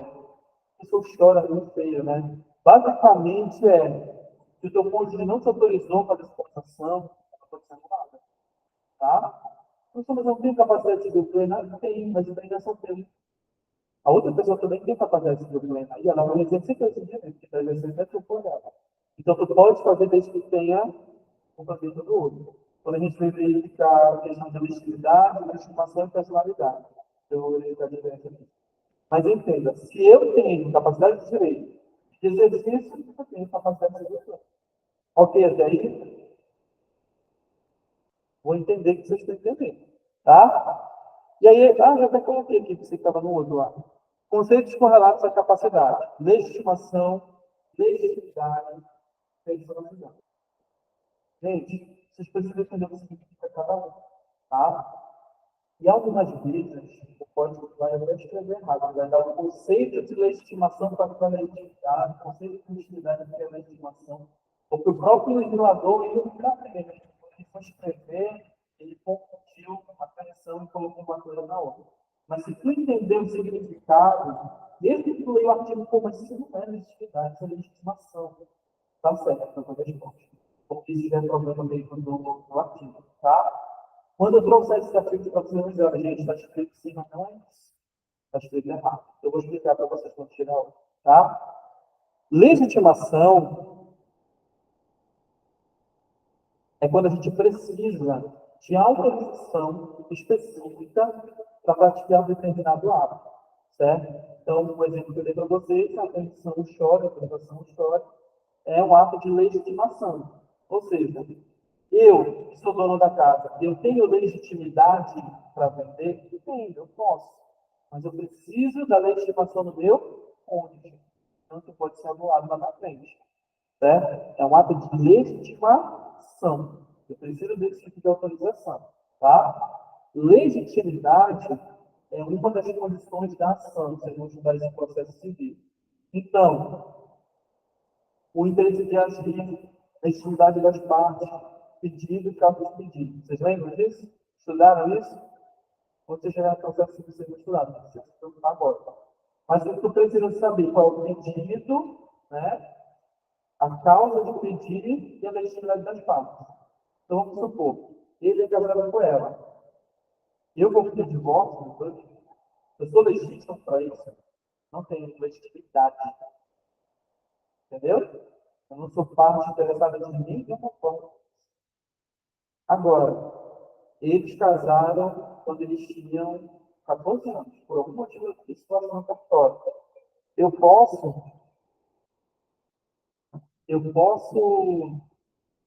fazer uma ação para tentar de fazer isso, posso, se eu tiver interesse, né? Como ele tem um erro, lembra da responsabilidade social? Eu posso.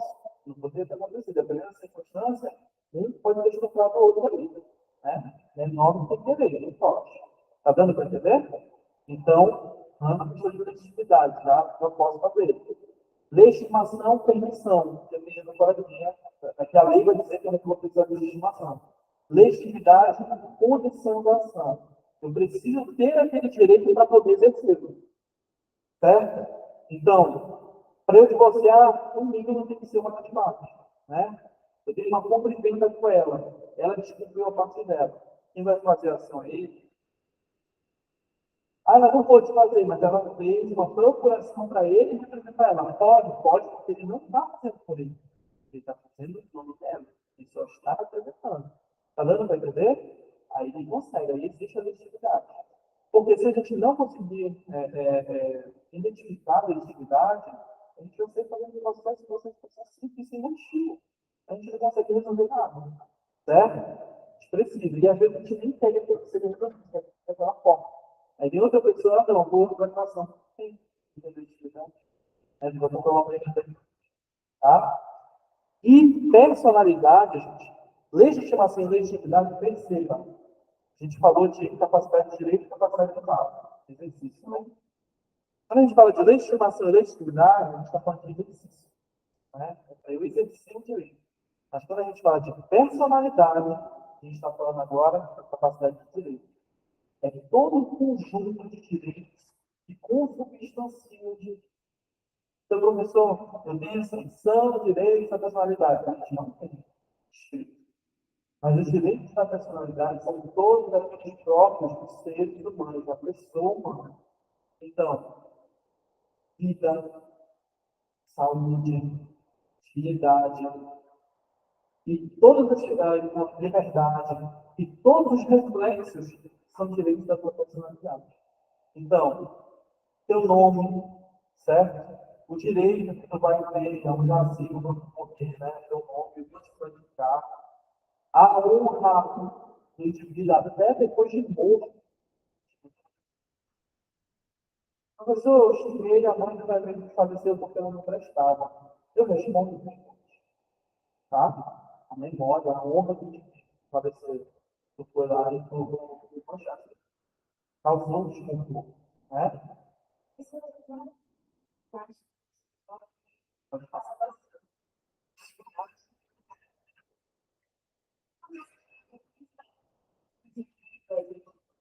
Ele pagava atenção ao filho, pagava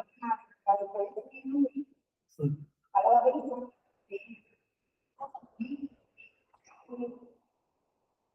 Ela começou a notar que tinha problemas psicológicos. Começou a ter dinheiro, tá? Pegou uma esquema de e colocou a coisa no colo, dizer que já tinha a esposa dele, é um tipo de passasse a, por exemplo,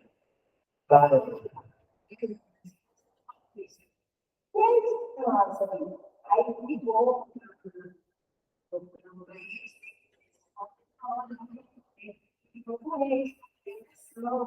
e nesse sentido, tem Se ele não pode pagar, porque ele é doente.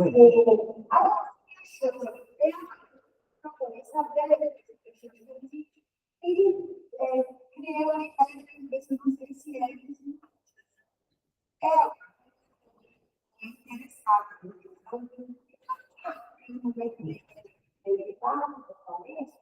Ela tem esse direito de passar de pagar. Ela se torna uma pessoa de execução e tem que ser de situação de ele. Ela tem esse direito além da vida, ela é responsável por resolver, avaliar e aplicar. Vamos lá.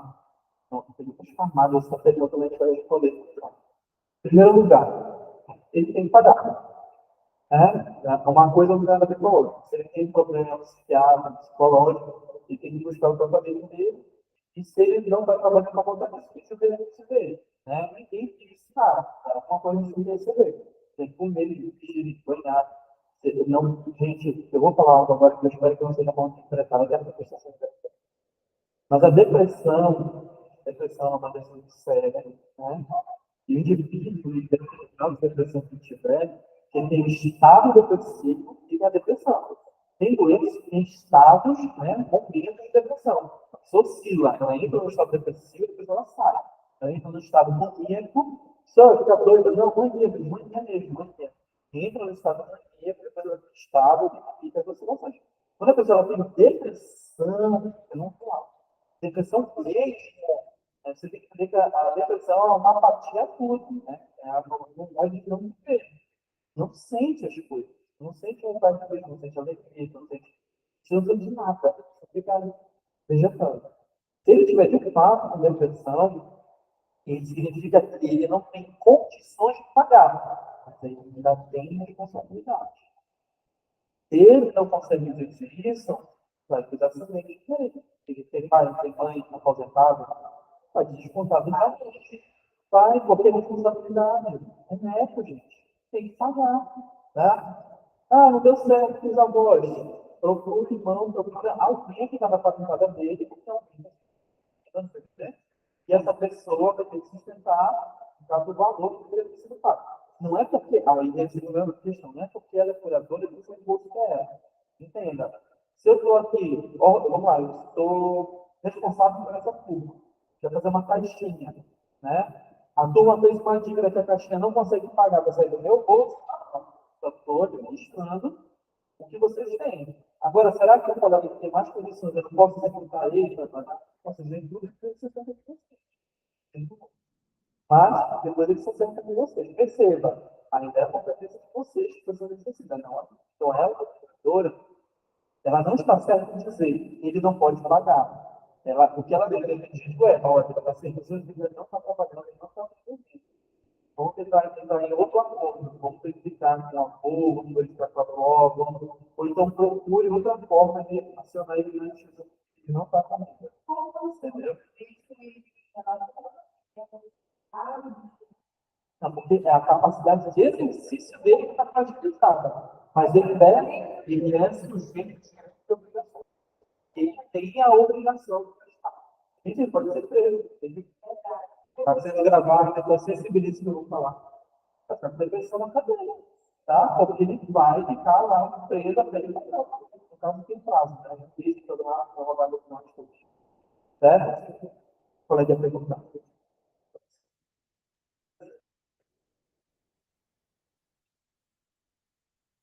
Também responsabilização. Também entra. Também tem responsabilidade. Gente, eu tenho síndrome do Down, mas eu não específico por síndrome do Down. Porque síndrome do Down, você percebe que tem uma oscilação entre aquela pessoa que discerne e a outra que de fato eu estou fazendo de sentir. Né? Eu vi já, inclusive, eu tive a oportunidade de ouvir uma moça que tinha síndrome de Down, eu tinha sido superior, jornalista.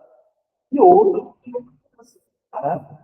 Essas pessoas, elas são extremamente capazes. A gente vai falar de capacidade, na verdade, de incapacidade, vocês vão verificar, eles são relativamente incapazes.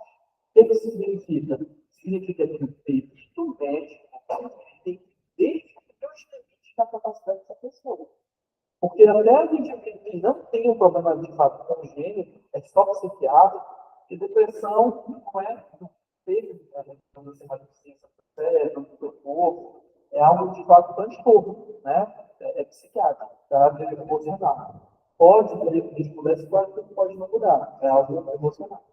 O indivíduo que vive isso também, dependendo da circunstância, também pode ser relativamente incapaz, certo? Mas o perito médico né?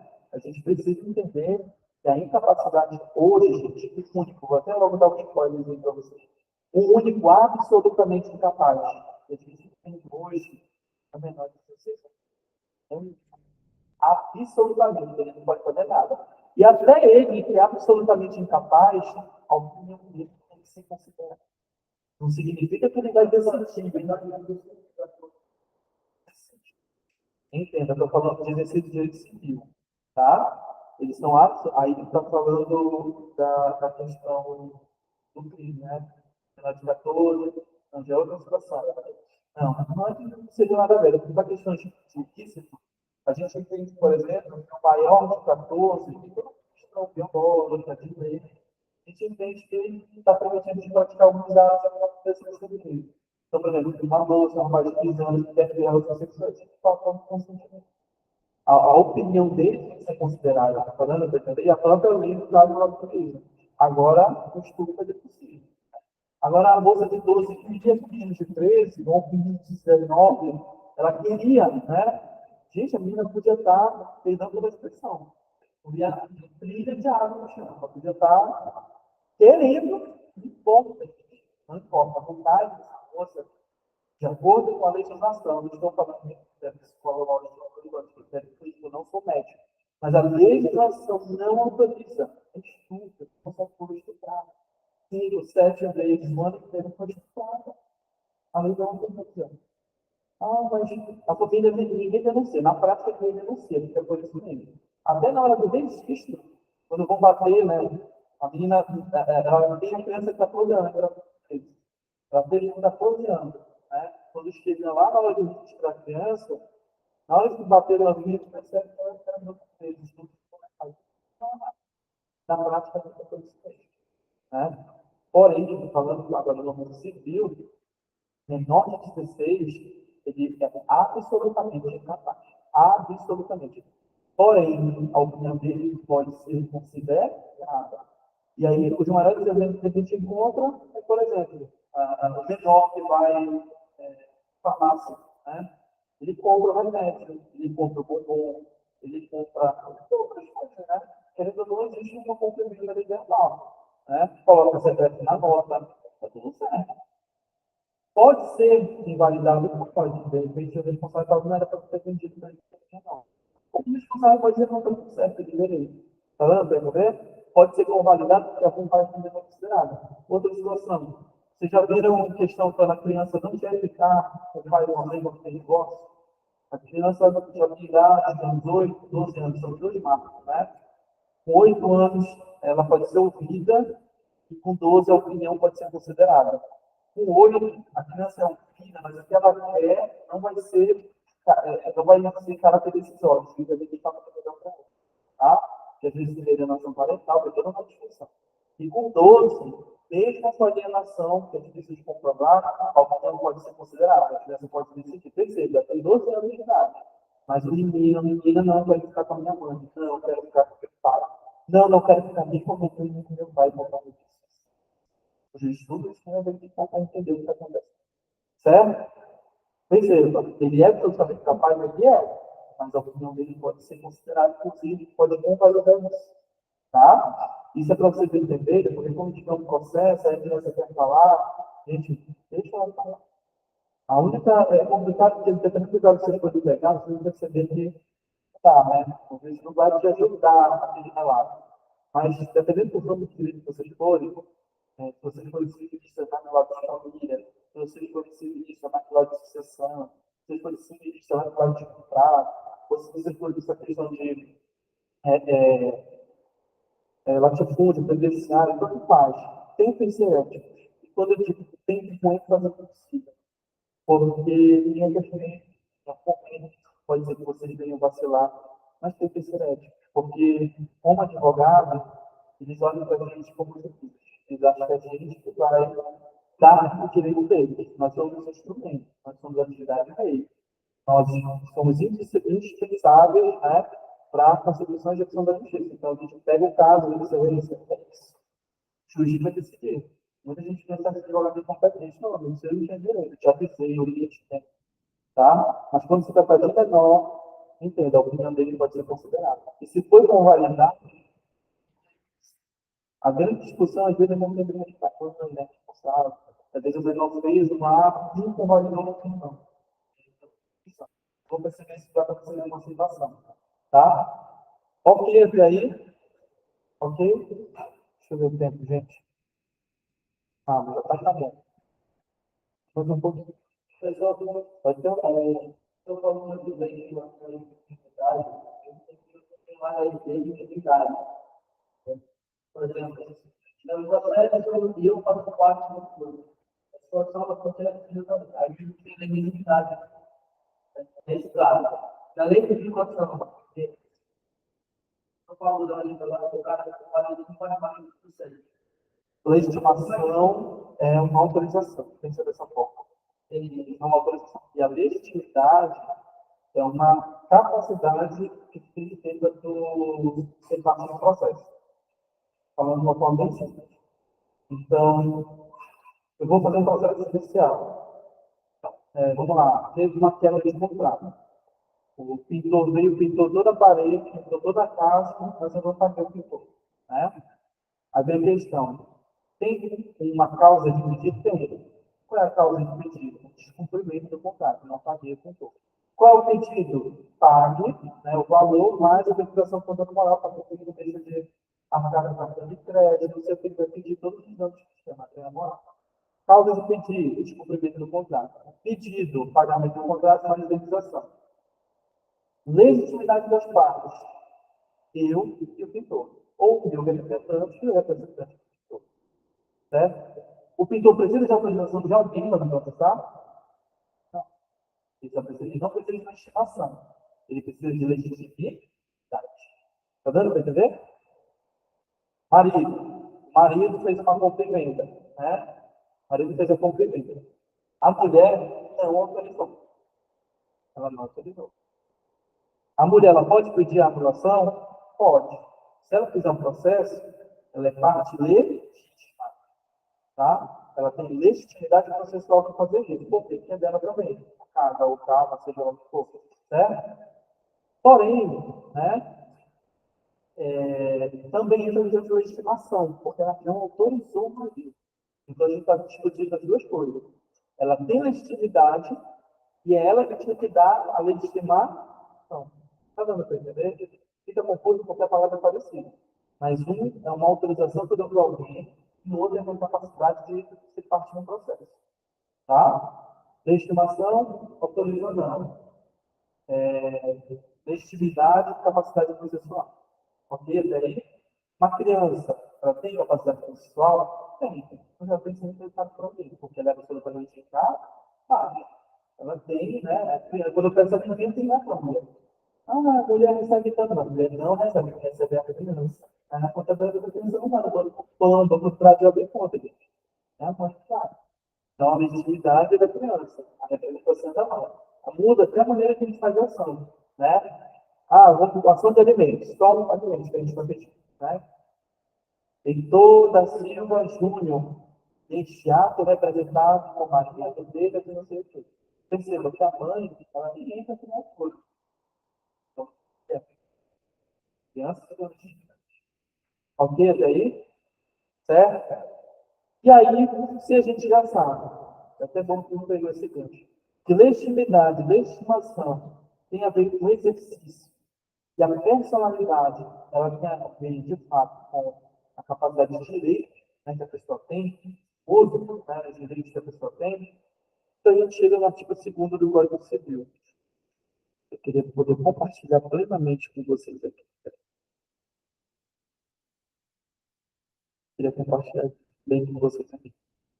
O artigo 2º do Código Civil diz o seguinte, vocês podem acompanhar pelo telefone, tá?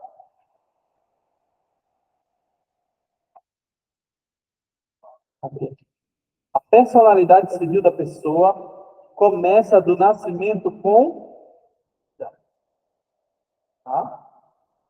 Mas a lei põe a salvo, desde a concepção, os direitos do nascituro. Só esse artigo dá para a gente discutir muita coisa. A gente vai falar de bastante coisa. Tá? Vamos lá. Começo da personalidade é quando? Nascimento com vida. Gente, qual é o critério para considerar que uma pessoa ela teve vida? Tá? Ela precisa nascer, primeiramente, né? Nascer. E, em segundo lugar, ela precisa respirar. Se a pessoa saiu, não respirou, tentou todos os procedimentos, não respirou, bate morta. Existe morta. Bate morta. Ela saiu sem vida. Tá? Eu sou por que isso? Gente, as consequências são imensas. Tá? São imensas. Vocês já ouviram falar em doação com encargo? Doação vocês já ouviram falar, né? Então, doar para alguém. Doação com encargo é a possibilidade de de doar para alguém com condição. Então, por exemplo, olha, eu vou doar uma casa para ela, desde que o filho dela nasça comigo. Por quê? Porque ela vai ter uma criança, eu falei aquele tempo assim, preservar, ela não se preservou, agora ela está grávida, então tudo bem. Se ela tiver essa criança não ser concluída, aquela casa dela, eu fiz o documento de doação com encargo. A criança nasceu sem respirar. E aí,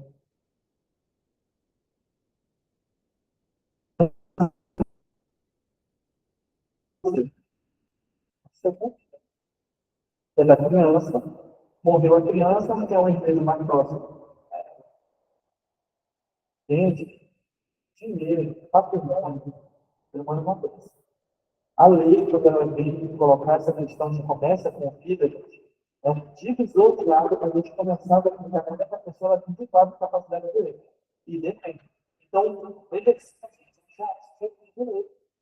Ele pode ser objeto de transação de contrato sujeito, né? Porque ele falou sobre uma opinião aqui. Mas outro sujeito, eu posso entregar para ele uma coisa, ele pode ser parte de um contrato tranquilamente. Ele pode ser representado, certo? Ele pode ser em sucessão, né? Herança, pode receber herança. Então, é um ser humano, como outro qualquer. Então, a pessoa nasceu, gente, com vida, respirou, começa a abrir com a sua capacidade de vida. É instantâneo, é igual uma chave do livro. Virou a chave, respirou, tem direito à vida, tem direito à liberdade, tem direito ao acesso à saúde, tem direito a nome, tem direito a lábio. A grande problemática está nessa parte final aqui. Mas a lei põe a salvo, desde a concepção, a gente precisa aprender a falar que a gente não é acostumado. Gente, o que é conceber? A gente pensa que conceber é nascer, não é. Conceber, gente, quando o espermatozoide vai lá no óvulo e pum, fecundou. Teve fecundação, concebeu. Ah, a mulher concebeu um filho, ele nasceu naquele dia, não. Concebeu-se naquele dia, fez a semente dela. Tá? Conceber, tá? A concepção é naquele momento. O processo de gestação, vou chamar de criança, mas o nascituro, né, a criança que está ali não nascida, ela não é considerada uma pessoa com personalidade civil. Aqui a lei chama de nascituro, que é como a gente tem que chamar. Tá? E até quando vocês forem falar, o bebê na barriga da menina, não nem participação. Tá? Mas onde vive sua concepção, né, o nascituro, pode falar, não tem problema. Mas a coisa nascituro. A grande discussão que a gente tem aqui, deixa eu ver como está o slide. A grande discussão que a gente tem aqui é porque tem muita nuance. A legislação que ela falou do nascituro, ela entendeu que tinha uma vida intrauterina e extrauterina, ou melhor, que tinha anterior ao nascimento com vida e posterior ao nascimento com vida. A criança, na barriga da mãe deve se mexe. Tá? Quem já teve cliente já viu. Esposa, andando de volta você tem. Mão, filho, né? Porém, é uma vida imperfeita. Não é uma pessoa nascida com vida. E aí a gente tem que entender que ainda existe a vida extra-feminina. Já viram falar em fertilização in vitro? Né? Pega, tira logo o corpo da mulher, pega o espermatozoide e pinta fora do útero. Depois coloca de novo. A concepção da concepção. É isso. Maria Helena Diniz, ela é contra esse tipo de consideração. É como se a concepção extrauterina ela não fosse protegida pelo Código Civil. Né? E aí a gente entra com algumas teses, né? E essas controvérsias na personalidade civil do nascituro. Existem teorias natalistas e concepcionistas. De acordo com a teoria natalista, nascituro são técnicos. Como é que eu vou colocar direito do indivíduo no nascido? Que fazia, né? Só que essa teoria, de longe, já foi superada. A própria lei já protege o nosso tudo. Então, a gente entende que algum direito ele tem. A gente só precisa definir qual é esse direito. Então, eu não posso fazer intervenda, eu não posso, de repente, deixar herança. Quando estiver aqui, né, intraterina, ou seja, a vida anterior ao nascimento, eu não posso praticar todos os direitos, mas alguns eu posso. Tá? O problema está que tem algumas teorias concepcionistas que dizem o seguinte: houve concepção, o androide, ele fecundou o órgão, né? A pessoa, tem outra teoria concepcionista que diz que a pessoa já tem os direitos da capacidade normal, tem personalidade, mas esses direitos são distintos. E só quando ele nasce, ele consegue, de fato, exercê-los.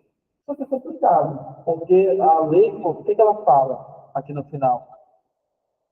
A lei põe a salvo, desde a concepção de direitos nascidos. Ela diz que tem os direitos da pessoa que nasce na vida e tem os direitos de nascituro. A lei diz que existe uma diferença. Então, ela diz não. Aí fica essa complicação. Para fins de estudo, o que vocês têm que entender? A teoria aceita é a concepcionista. Teoria concepcionista. Tá? Em que sentido? O nascituro tem alguns direitos. Não estão suspensos. Ele tem alguns direitos.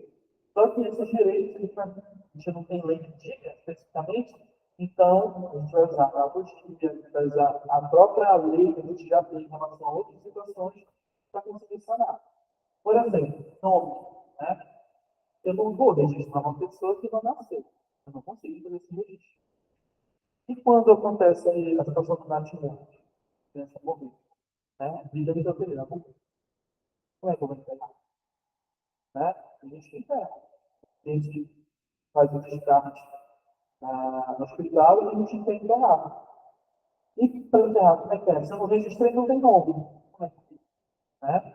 Já foi reconhecido que o natimor, né, para fins de registro, ele pode ter esse lado de nome. Né? Tem um direito de personalidade que atraiu. Então, vocês vão perceber, né, que o nascituro tem alguns direitos. Só que só realmente, nos caso a caso, a gente vai conseguir identificar quais são. E eles já devem ter problema para ver os direitos julgados. Tem direito a nome, tem direito a lápis, certo? Objeto de heranças, só com o nascimento mesmo, tem que nascer. Mas ainda na barriga a gente consegue resguardar. Até mesmo uma honra, né? Se eles falarem que esse teu filho aí vai prestar essa coisa ruim, né? Até isso a gente consegue proteger. Tá? A memória, de repente faleceu, a gente pode recuperar a memória. Então, tudo isso que eu estou falando para vocês, perceba, não nasceu com vida, mas existem alguns direitos que eles foram atraídos. Tá? Mas, gente, é de estudo, é muito estudo, porque a gente tem hoje tecnologia e mais tecnologia. E no dia que a gente conseguir fazer uma criança ser gerada de forma instantaneana completamente, concebe fora do útero, cresce fora do útero, nasce fora do útero.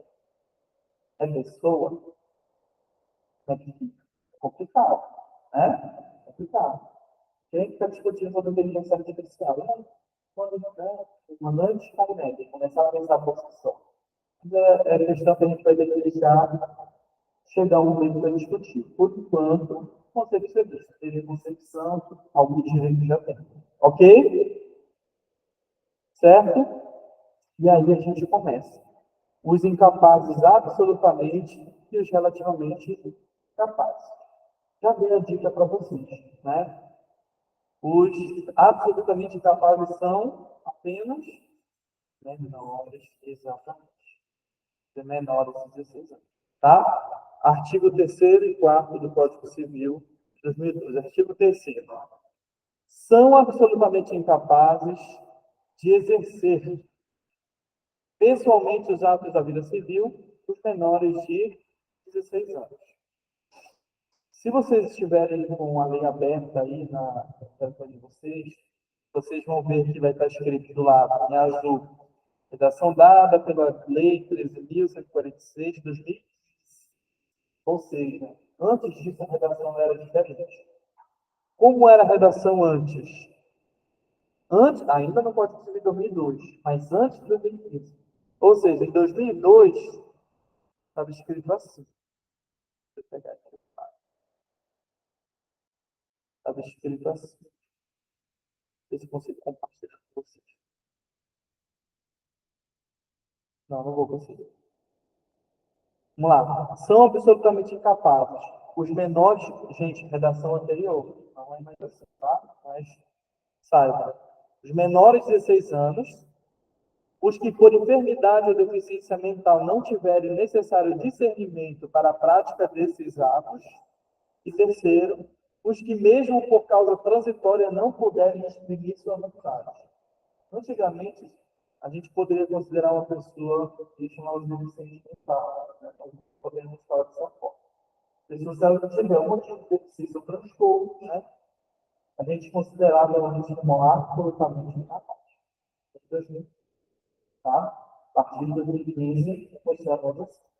Mas até lá, tinha figura, inclusive no Código Civil anterior, de 2016, chamavam os loucos, né, de qualquer tipo, chamavam de loucos, estava escrito. Em 1916, tinha o louco. Em 2002, deficiente mental. E hoje, não existe mais isso. O que acontece? Não sei se vocês são ligados nisso, porque eles gostam muito. Tratados internacionais de direitos humanos. O Brasil está acostumado, né? Vários ensinam tratado, direito comercial, direito humano, por aí vai. Começa a fazer direito ambiental e faz tratados mais progressivos. O único tratado internacional de direitos humanos, o único, que teve força constitucional, ou seja, foi assinado lá fora, e foi tratado, passou pelos votos das duas casas, né, que tem, passou pelo fórum de maioria absoluta, né, de 2/3, parágrafo 3º do artigo 5º da Constituição. Ele passou pelo mesmo fórum de voto de uma emenda constitucional. Ou seja, assinamos lá fora, mas ainda assim votamos aqui dentro. Essa foi a Convenção de Nova York. Essa norma internacional agora ela tem status de Constituição. Funciona como se Constituição fosse. O único tratado, gente, foi esse, que fala dos direitos da pessoa com deficiência. O único. Se cair em concurso para vocês, qual é o único tratado internacional que tem força constitucional? O que fala dos direitos da pessoa com deficiência. É o único. Os outros, gente, ou não foram apreciados aqui dentro, ou se foram, não passaram na votação. Então, se a gente for decidir, tem. Mas se a nossa Constituição falar diferente, vamos seguir a nossa Constituição. Se a nossa Constituição não falar diferente, tem, a gente já não deve tratar. Certo? Por que eu estou falando isso para vocês? Porque no momento de se tratar, passou pela votação de emenda à Constituição, e foi aprovado, o que aconteceu? Aí a gente lê aqui, peraí, um dos direitos que foram reconhecidos é que não tem diferença entre o deficiente e a pessoa que não tem deficiência. Essa era uma visão, aí vocês já ouviram essa palavra, capacitismo. Já ouviram falar em capacitismo? Por exemplo, tu vai ver super-heróis. Já viu super-herói cadeirante? Todo super-herói tem que ser feito musculoso, tem de saúde e tem o superpoder. Aí a gente lembra, né? Charles Xavier. Aí é o único que eu conheço com cadeirante. Né? Mas, por exemplo, não consegue ver a imagem do super-herói que tem deficiência. Afinal, o que tem a mais é um superpoder. E quando eles queriam colocar alguma coisa diferente, não era uma deficiência, era um superpoder de conceito estranho. Parece um pássaro. Então, muitas dessas teses significam que a gente, quando a gente vê, a gente não consegue associar com uma pessoa com deficiência, ela pode ser capaz de fazer a mesma coisa que uma pessoa sem deficiência faria. Isso se chama capacitismo. É a visão que a gente tem de atribuir ao indivíduo uma determinada competência ou habilidade pelo fato de ele ser um não deficiente. Então, uma pessoa com deficiência ela não escreve como uma pessoa sem deficiência. Uma pessoa com deficiência ela não estuda como uma pessoa.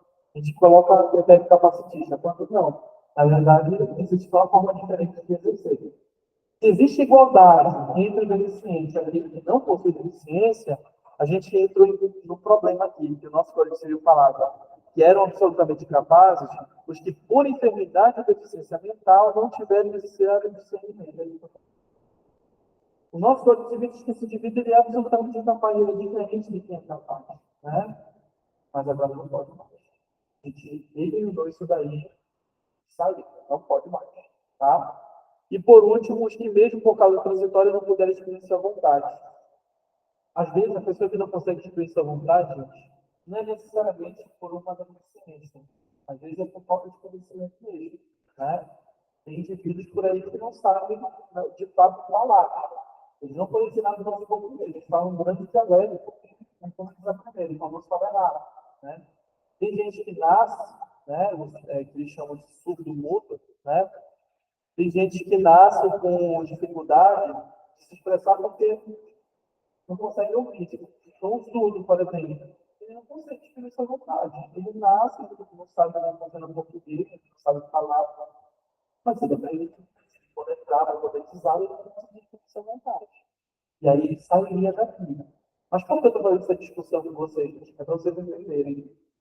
Quando a gente aceita esse tratado e passa pela votação, a redação muda. Então, essa redação que eu estou falando para vocês é antiga. Como é a nova, se vocês tiverem no telefone? São absolutamente incapazes de exercer pessoalmente os atos agressivos e vocês não ouvem. Só eles. Aí o que acontece? Artigo 4º. São incapazes relativamente a certos atos, ou seja, não são todos. Ou a maneira de exercer, quer dizer, não pode, mas eu tenho que dizer como foi fazer isso. Os maiores de 6 anos e os menores de 18. Maiores de 16, tem que dizer como foi exercer isso daí.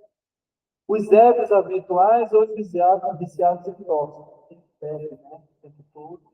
E aquela pessoa que usa drogas, né? Se eu conseguir comprovar isso, eu vou ter que fazer os limites, né? Que vai ter de exercício. Ou se vai poder usar uma nota também. Aqueles que, por causa transitória ou permanente, não puderam exprimir sua vontade. Aí saiu do absolutamente e entrou para o relativamente. Perceba, nem está escrito aqui o deficiente. A gente não vê pelo deficiente como relativamente capaz. Professor, mas então não falou que o deficiente ele pode ter uma ação de cautela? Pode. Mas para vocês entenderem que é tão igual como qualquer outra pessoa, que precisa comprovar que a incapacidade dele, na verdade, a deficiência dele é fator determinante da capacidade. Precisa demonstrar isso. Então, o coleguinha, com exercícios que demonstrou, eu tenho um áudio. Beleza, vamos ouvir o que faz. Vamos ver quais são os diversos. Vamos verificar os relatos. Eu estou com uma grande depressão, mas eu estou trabalhando normalmente na R$3.000. A depressão não paga pressão. Depressão pós-depressão. Vou inventar isso. Depressão, não estou falando mal, senhor, colegas. Depressão é uma coisa séria. É uma coisa séria. Mas existe até uma CID para quem tem tudo isso. Então, quando o teu médico te der um atestado médico, joga o CID no Google para saber. Se tu chega lá, não quero trabalhar. Nessa sexta-feira, quinta-feira, liberado de trabalho. Vou ter aquela grande crise programada, né? Vou para o hospital e pego uma CID. Se o médico detectar que você está sentindo, tem tudo bem. É capacitado digital. Quando tu joga assim, então está passando uma né? Então, a gente precisa dizer. E quando o médico disser, ok, de fato eu tenho deficiência, mas não gera capacidade. Ou, se gera isso também. Né? Se não tiver a definição, não tem como. Como? Significa que a pessoa é deficiente, ela não é capaz. É diferente. Esse raciocínio, gente, é até o INSS que tem. Não estou falando bem do INSS, tá? Mas ele sai melhor do benefício da própria direita de quem tem direito. Tanto que eu sou militante na área previdenciária, porque eu falo processo contra o INSS. Mas, assim, vamos pensar o INSS faz sua parte de forma correta. O raciocínio é esse. Incapacidade não é deficiência. Tanto que existe aposentadoria da pessoa com deficiência. Porque ele já viu, não foi no líder, não foi no apagão, não vê a pessoa com uma formação, ou ela não tem um livro, ou ela não consegue falar, ou ela não escuta, mas ela tem trabalhar. Tem as suas limitações, tem critérios diferenciados para aposentar, mas ela não é capaz. Tá dando para entender? É diferente. Por isso que tem que comprovar que a deficiência é incapacitante. Se não conseguir comprovar isso, não consegue. Ainda digo mais. Para o INSS, essa pessoa foi incapacitada pelo INSS, então eu vou pedir uma cura dela para ela. Opa, foi incapacitada pelo INSS para quê? Para trabalho. Ela pode namorar, ela pode passear, ela pode casar. Está dando para entender? É diferente. São vários, gente, a nossa vida ela tem vários âmbitos, né, de aplicação. A de pegar um hábito de dizer que a pessoa ela não pode exercer, isso é muito sério. Tá? Inclusive, a gente não se fazia, né, com os golpes, pegar uma pessoa que tinha leite, pegar uma situação de deficiência que você não podia, né, tomar decisão, e aí acabava procurando o cara e fazendo aquilo. Mas não pode, tá, gente? E por último, os pródigos, tá? Vocês sabem o que são os pródigos? Não? Vocês lembram da parábola do filho pródigo? Ele recebeu a parte da herança, foi embora e gastou tudo. O pródigo também não sabe lidar com dinheiro. Então, se você tem problemas com cartão de crédito, empréstimos, se tu não pode ver uma margem de crédito que tu está indo lá, né? Professores, mas isso é normal. Né? Se tu não, já ouvi, inclusive, uma pessoa que está assistindo aqui vai saber que é minha conselheira. Se tu não tem dívida, tá morto. Né? Quem está vivo tem dívida, porque está investindo, está aplicando. Né? Se tu não tem dívida, vamos lá, eu vou virar minha casa. Eu não sei quem é que recebe no mês o salário para comprar de uma vista. Parcela. Dívida, né? Não pagou, é dívida. Então faz parte, é normal. Mas o pródigo, gente, é aquela pessoa que de fato vai conseguir comprovar que ela tem função. Ela não consegue, ela é pródiga. Ela não consegue, ela tem que gastar.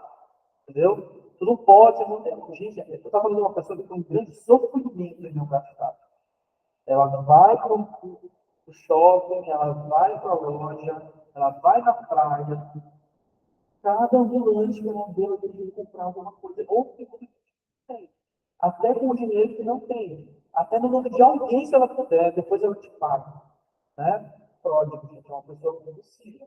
Tá? Complicado. Complicado. Tá? O pródigo, ele pode sim, para ter noção. E o deficiente não é taxado como relacionamento capaz com o pródigo. O pródigo é. E é uma compulsão. Está dando para entender? Eu entendo que a questão do pródigo é porque, querendo ou não, é uma compulsão que está ligada a ele. Então, pode ser entendeu como é patrimônio, a gente precisa numerar para defender. Aí colocou lá o pródigo. Mas se tu parar para pensar, o indivíduo que é pródigo, ele tem uma compulsão, né? É uma, querendo ou não, uma doença. Né? A gente fala que não é culpa da pessoa, às vezes isso é mesmo. Certo? Deixa eu voltar aqui para vocês. Calma, já está acabando. Falei da antiga redação e da nova redação, falei da Convenção de Nova York, falei dos incapazes absolutamente e dos relativamente. Aí eu só vou fazer uma diferença. Se o incapaz absolutamente praticar um ato, exercitar um ato que ele não poderia fazer, existe uma pena de nulidade. Vocês sabem a diferença entre nulo e anulável? Vamos lá. Nulo é aquilo que não poderia acontecer de forma alguma. E que não importa o que eu faça, eu não tenho como invalidar aquilo. Estou falando do conceito de nulidade. Eu vou explicar como acontece. Então, como eu falei para você na citação, não principal no processo. Não principal. Ela está me processando porque não pagou ela. Mas o oficial não sabia. Eu estou no endereço normal, então a pessoa foi professora. O olho esqueceu. Ele não foi lá. Como o oficial não foi lá, por algum motivo o processo continuou. O juiz vai te mandar no oficial, vai lá. Cadê a certidão de que tu não achou ele? Não colocou a certidão, só não foi.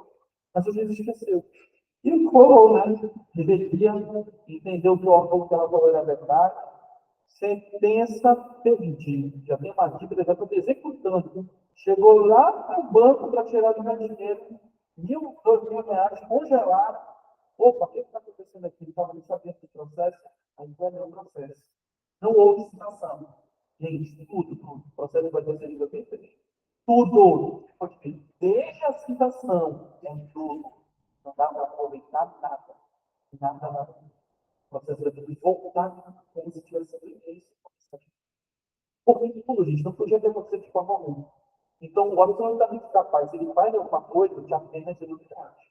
Então, se tu for fazer negócio, for vender alguma coisa, cuidado. Ah, eu vendo telefone, eu vendo roupas, eu vendo acessórios, eu vendo artigos, eu vendo relógio, eu vendo...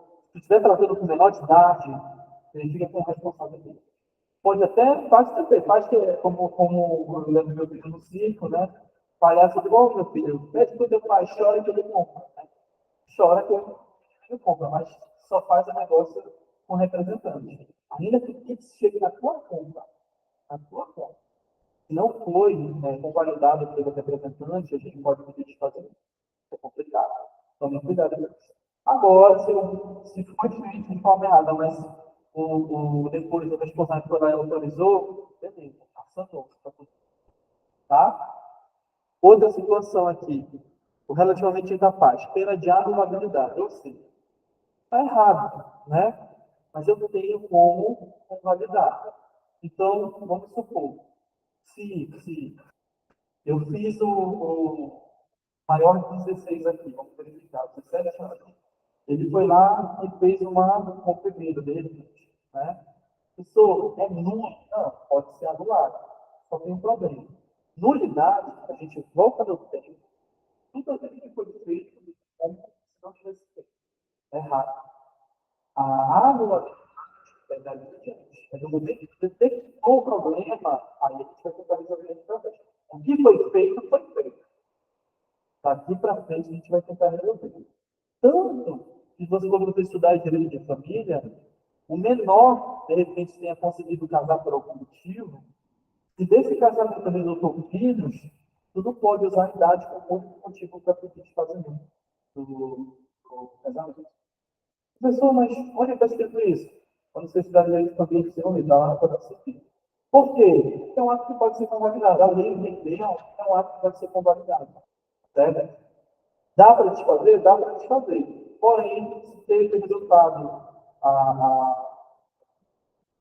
filhos, a idade não pode ser o único motivo para o filho desfazer. Certo? Então, perceba, quando a gente é relativamente capaz, a gente pode detectar algumas circunstâncias para tentar convalidar ou daí a gente vai resolver, mas ele não volta no tempo. Ok até aí? Vai ser fácil, né? Quando a gente fizer atividade aqui, aí a fumacinha vai começar a sair. Tá? Vai ser fácil. Emancipação, acho que a emancipação vai ser a próxima aula. Né? Vai. Emancipação a gente vai ficar para a próxima aula. Tá bom? Tá, o que a gente levou direto, não teve intervalo. Certo? Deixa eu ver. Gente, olha, quem que está aqui no vídeo? Ainda é a Ariane. Ariane, é a primeira vez que eu dou aula presencial e ao vivo ao mesmo tempo. Como eu não tenho aqui a Globo, né, para me ajudar, eu acho que eu esqueci de te perguntar se estava com dúvida. Então, se tu estiveres com dúvida, pode mandar lá no grupo da dúvida, pode informar, vou melhorar na próxima aula. No momento que eu perguntar se está tudo certo, eu viro para cá e pergunto de novo, tá? Só para te dizer que eu esqueci, mas eu lembrei de ti, né? É anulável, mas a gente está resolvendo. Tá bom? A gente vai encerrar por aqui e a gente continua na próxima aula com a emancipação. Obrigado. Deixa eu só como é que para de gravar. Gerenciar. Para a gravação.